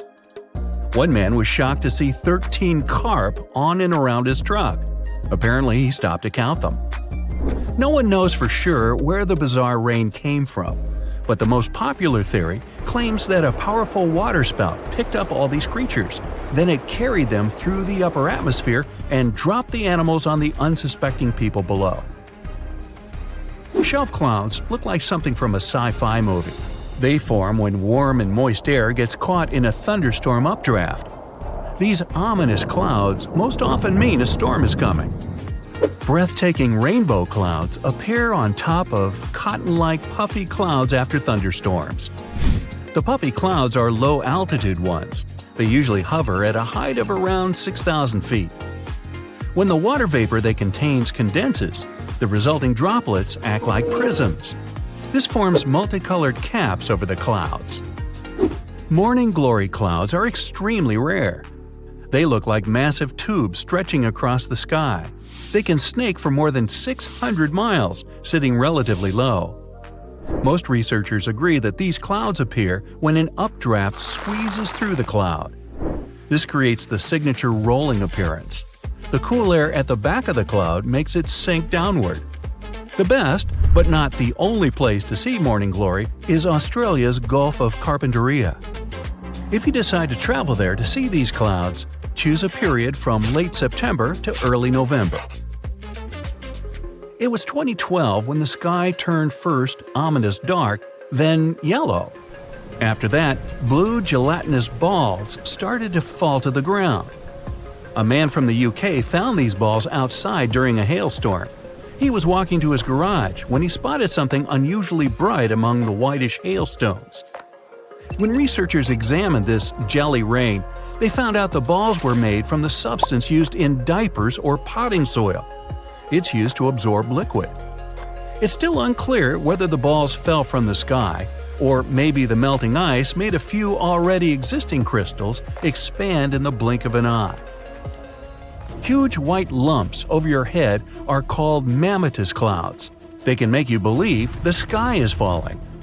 Most clouds form when the air rises into the atmosphere, but not mammatus ones. They appear when moist and cool air goes down and mixes with dry air. The result? Unique puffed rice clouds. By the way, if you spot this phenomenon, bad weather is just around the corner. Whoa, mama! Colorful nacreous clouds occur extremely high in the atmosphere. I mean, twice as high as a commercial airplane's cruising altitude. The air at such heights is extremely dry and cold. Ice crystals in nacreous clouds are much smaller than those that form more common clouds. They scatter light in a different way. And this gives the clouds their mother-of-pearl appearance. Blood rain looks more terrifying than any horror movie.